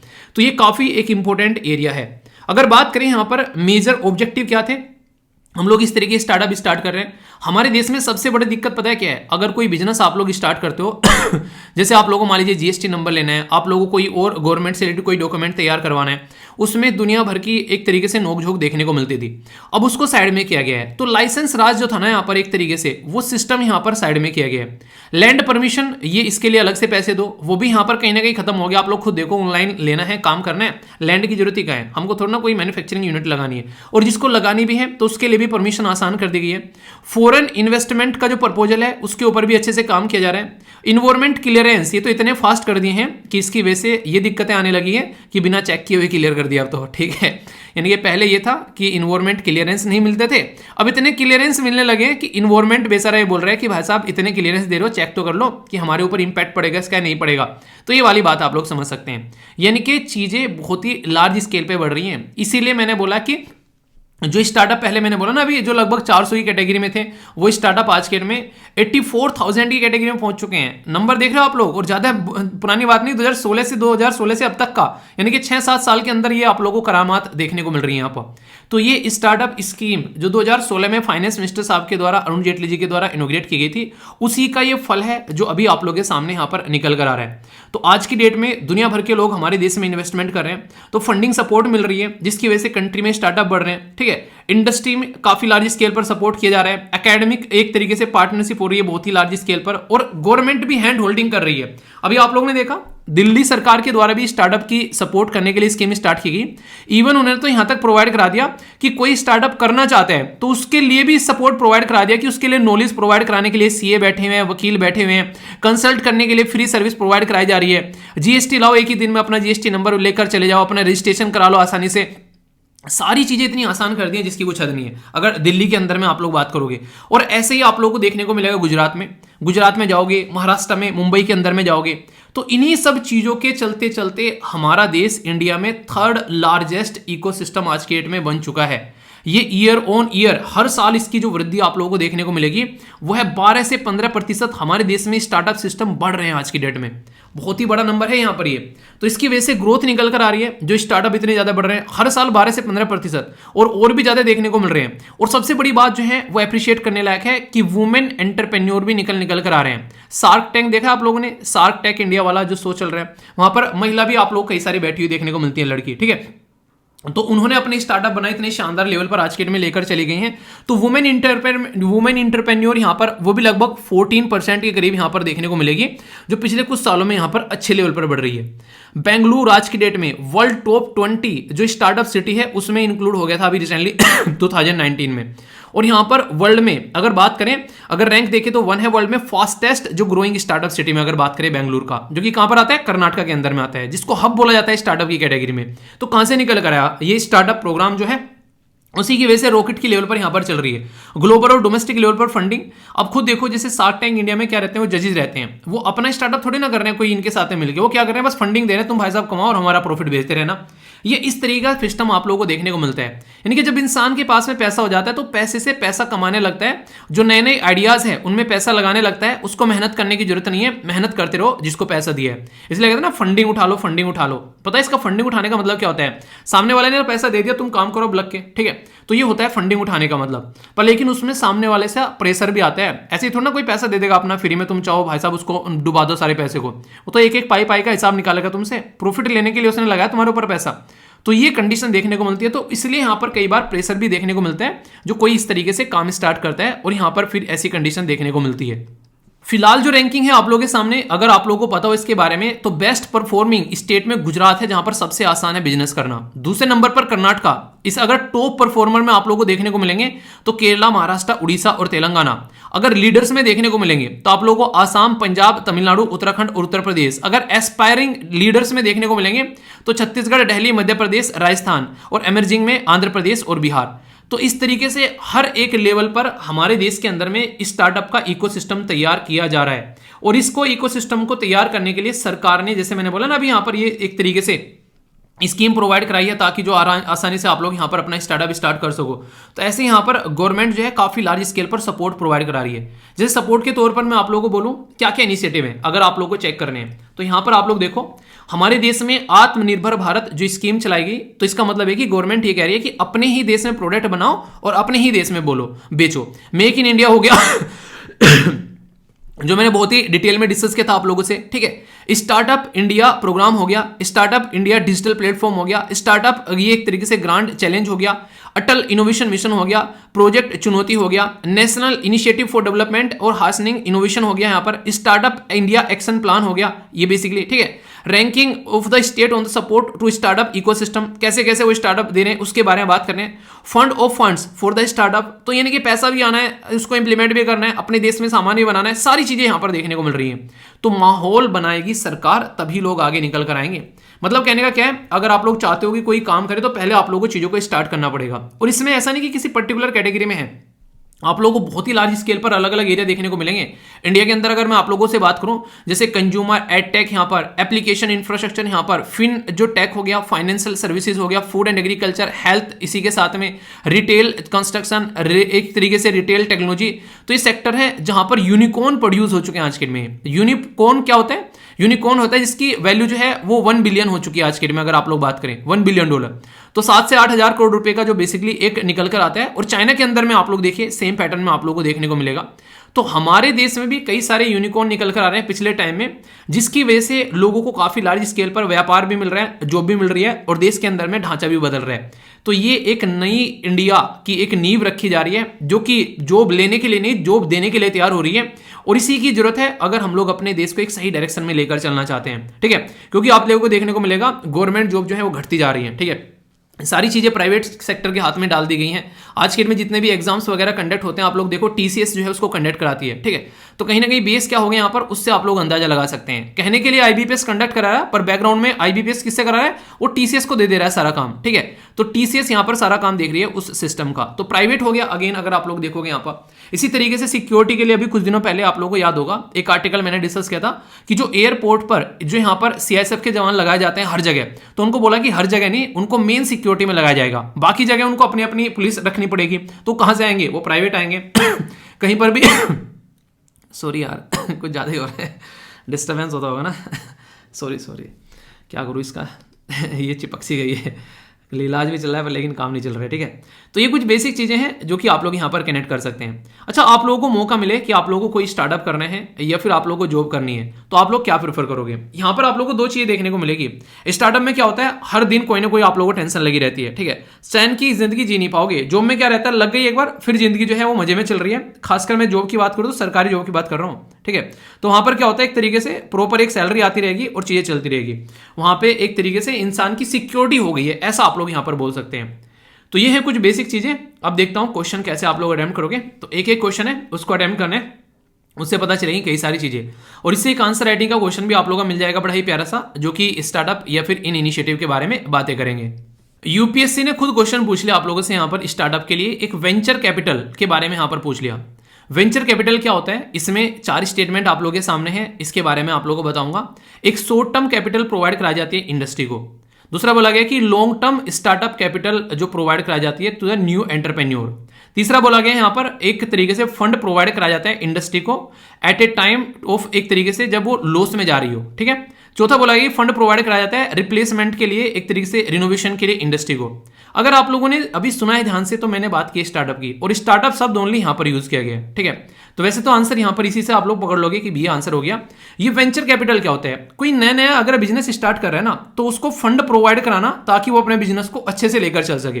तो एक स्टार्टिंग में जो अर्ली स्टेज पर उसको जो फंड प्रोवाइड कराया जाता है यहाँ पर एक इमर्जिंग कंपनी को, एक नए स्टार्टअप को, उसकी हाई ग्रोथ को और बढ़ाने के लिए, हाई ग्रोथ को आगे ले जाने के लिए, तो यहां पर ये वेंचर कैपिटल फंड होता है। आइडिया किसी और का है, फंड कहीं और से निकल कर आ रहा है, तो ऐसे आप लोग यहां पर समझ सकते हैं। तो आंसर क्या हो गया? आंसर बी हो गया। तो यूपीएससी ने क्वेश्चन क्यों पूछा? क्योंकि बहुत ही ज्यादा न्यूज में था ये टॉपिक, इसलिए यहां से क्वेश्चन पकड़ लिया। स्टार्टअप स्कीम के बारे में क्वेश्चन आप लोगों के सामने बोला गया कि लॉन्च की गई थी 16 जनवरी 2015 में। इसका एम है प्रोवाइड कराने के लिए सपोर्ट टू द स्टार्टअप और बाय द प्रोवाइड द जो बैंक फाइनेंस। मेजर स्टार्टअप जो है इंडिया के अंदर में, वो यहां पर आप लोग बोल सकते हैं कि एक तरीके से रिस्ट्रिक्टिव है to the state government policies के। तो सही आंसर यहां पर क्या है अगर बोला जाए? 1 and 2, 2 and 3, 1 and 3 and all of the above. सही आंसर क्या है? A B C F D अगर पूछो आप लोगों से तो सही आंसर बताइए। सही आंसर यहां पर क्या आप लोगों को देखने को मिलेगा? बी, ठीक है। क्यों है बी सही आंसर अभी मैं आप लोगों को बताता हूं। सबसे पहले तो यहां पर ये जो स्टार्ट किया गया, तो इसके बारे में एक एक पॉइंट मैं आप लोगों को बता देता हूं।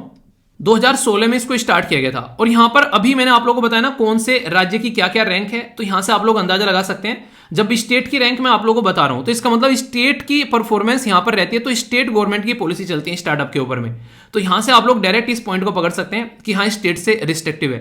सपोर्ट प्रोवाइड रहती है यहां पर, ऐसा नहीं हाँ गवर्नमेंट सेंट्रल गवर्नमेंट पॉलिसीज लेकर आ रही है, जो सारी पॉलिसी बताई तो सपोर्ट उसकी भी रहती है, पर लेकिन इनडायरेक्ट वे में बोला जाए तो दिक्कत यह है कि स्टेट के अंदर में ये सारी चीजें चलती हैं, तो स्टेट को पॉलिसी बनाना ज्यादा जरूरी है एज कंपेयर टू सेंटर। तो स्टेट की सपोर्ट ज्यादा मानी जाती है, वो एक ग्राउंड लेवल पर सपोर्ट मिलती है।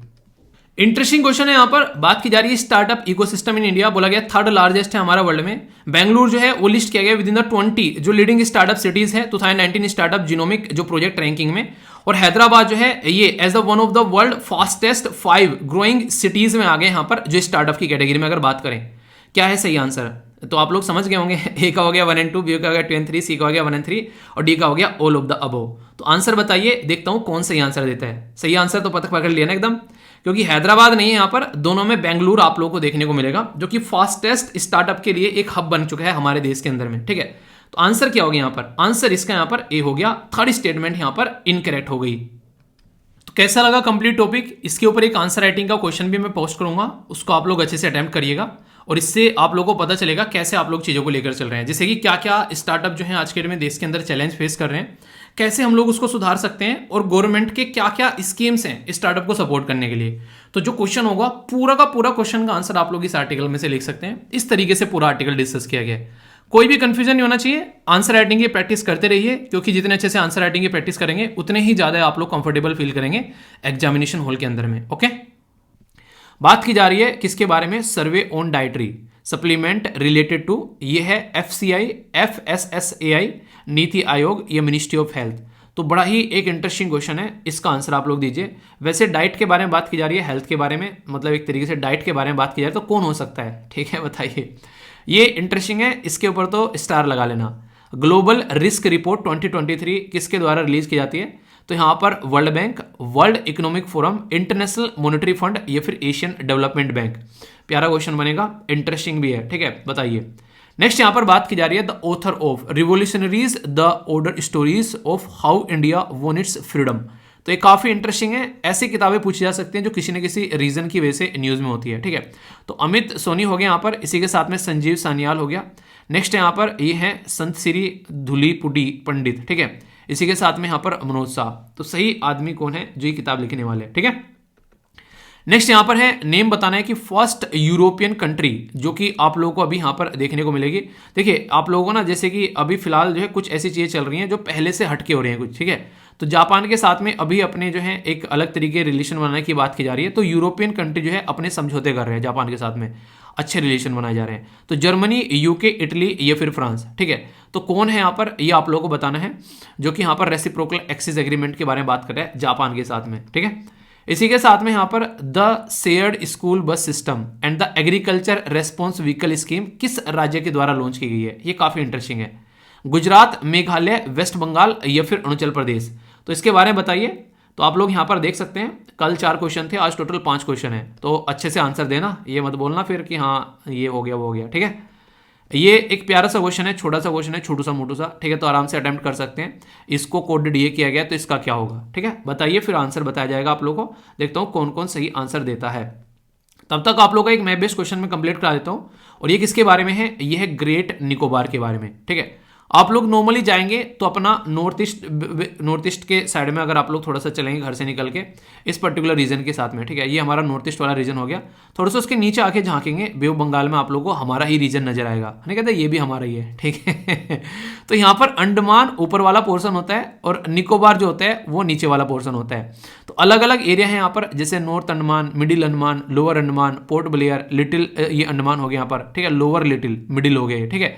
इस तरीके से आप लोग समझ सकते हैं। ऐसे ही कार निकोबार हो गया यहाँ पर, और इसी के साथ में आप लोगों को यहाँ पर ये देखने को मिलेंगे, लिटिल निकोबार हो गया, ग्रेट निकोबार हो गया, ठीक है। इसी में यहाँ पर आप लोग कुछ और आइलैंड भी नजर आते हैं। तो हमारा पोर्शन है बेसिकली ये। तो इस पर्टिकुलर रीजन के बारे में यहाँ पर बात की जा रही है। इसमें जो ग्रेट निकोबार है तो उसके बारे में, जो कि सबसे साउथ में आप लोगों को यहाँ पर देखने को मिल रहा है, ठीक है। तो ये अपना आइलैंड है यहाँ पर, जो कि आप लोग यहाँ पर समझ सकते हैं। और इसी के साथ में यहाँ पर सुमित्रा जो है इंडोनेशिया का, उसके नॉर्थ में आप लोगों को नजर आएगा।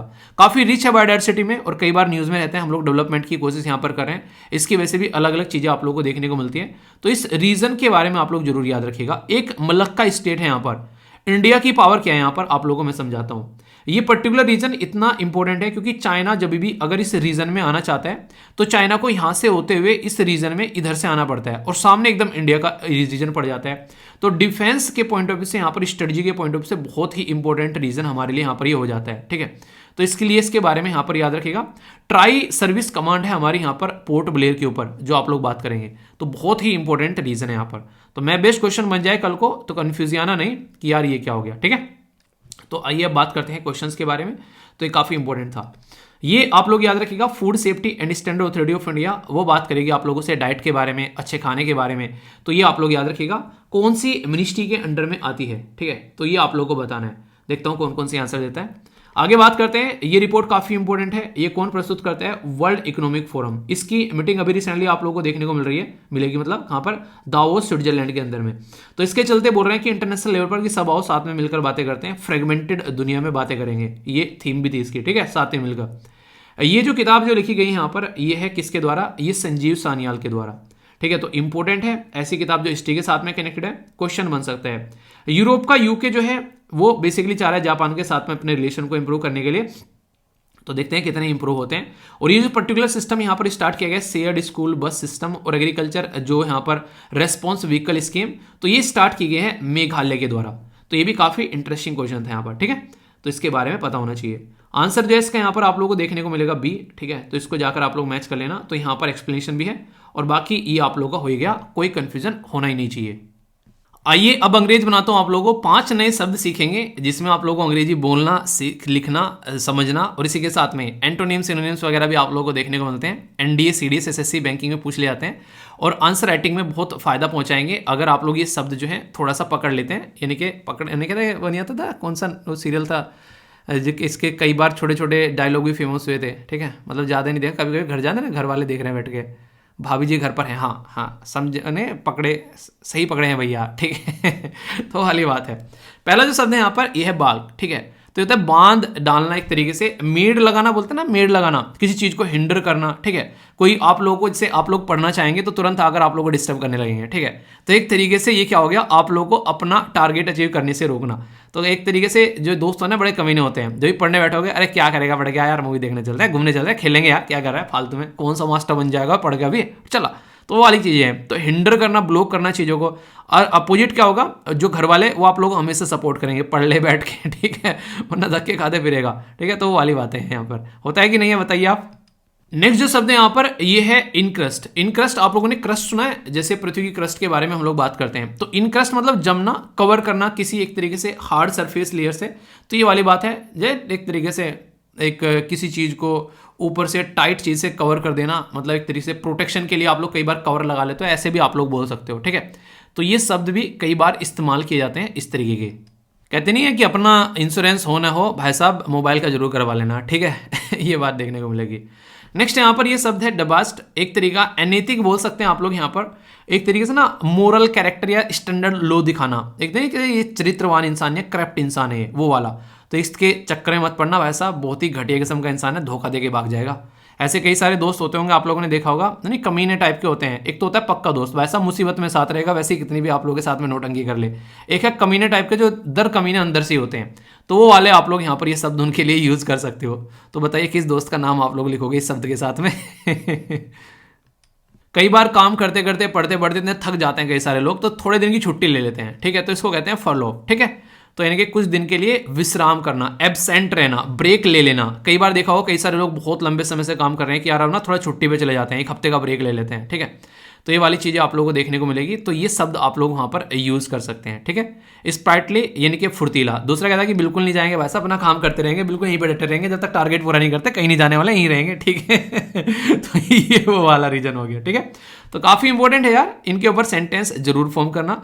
और मैंने आप लोगों को जैसे बताया था, बहुत सारे बच्चे रेगुलर फॉर्म कर रहे हैं इनके ऊपर सेंटेंस, और बल्कि हाँ इनके ऊपर भी फॉर्म कर रहे हैं बहुत सारे। तो देखो यार, आप लोग जितना अच्छे से पार्टिसिपेट करोगे ना, उतना ही अच्छा रिजल्ट आएगा। अब आप लोग डिसाइड करो कैसा रिजल्ट चाहिए। तो मेरा तो यार काम है देखो पढ़ाना, आप लोगों का काम है बाकी देखना, ठीक है। तो यहाँ पर सारी चीज़ें आप लोगों के सामने है, कोई भी डाउट नहीं होना चाहिए किसी चीज़ को लेके। अच्छे से पार्टिसिपेट किया करो यार, मुझे भी अच्छा लगता है कि हाँ सही तरीके से चीज़ें लेकर चल रहे हो, ठीक है। तो कैसा लगा लेक्चर जरूर बताना, और कहीं भी कोई डाउट हो तो पूछ लिया करो और अच्छे से आंसर दिया करो। पार्टिसिपेट करोगे तभी तो पता चलेगा, पढ़ेगा इंडिया तभी तो बढ़ेगा इंडिया, है कि नहीं। ओके।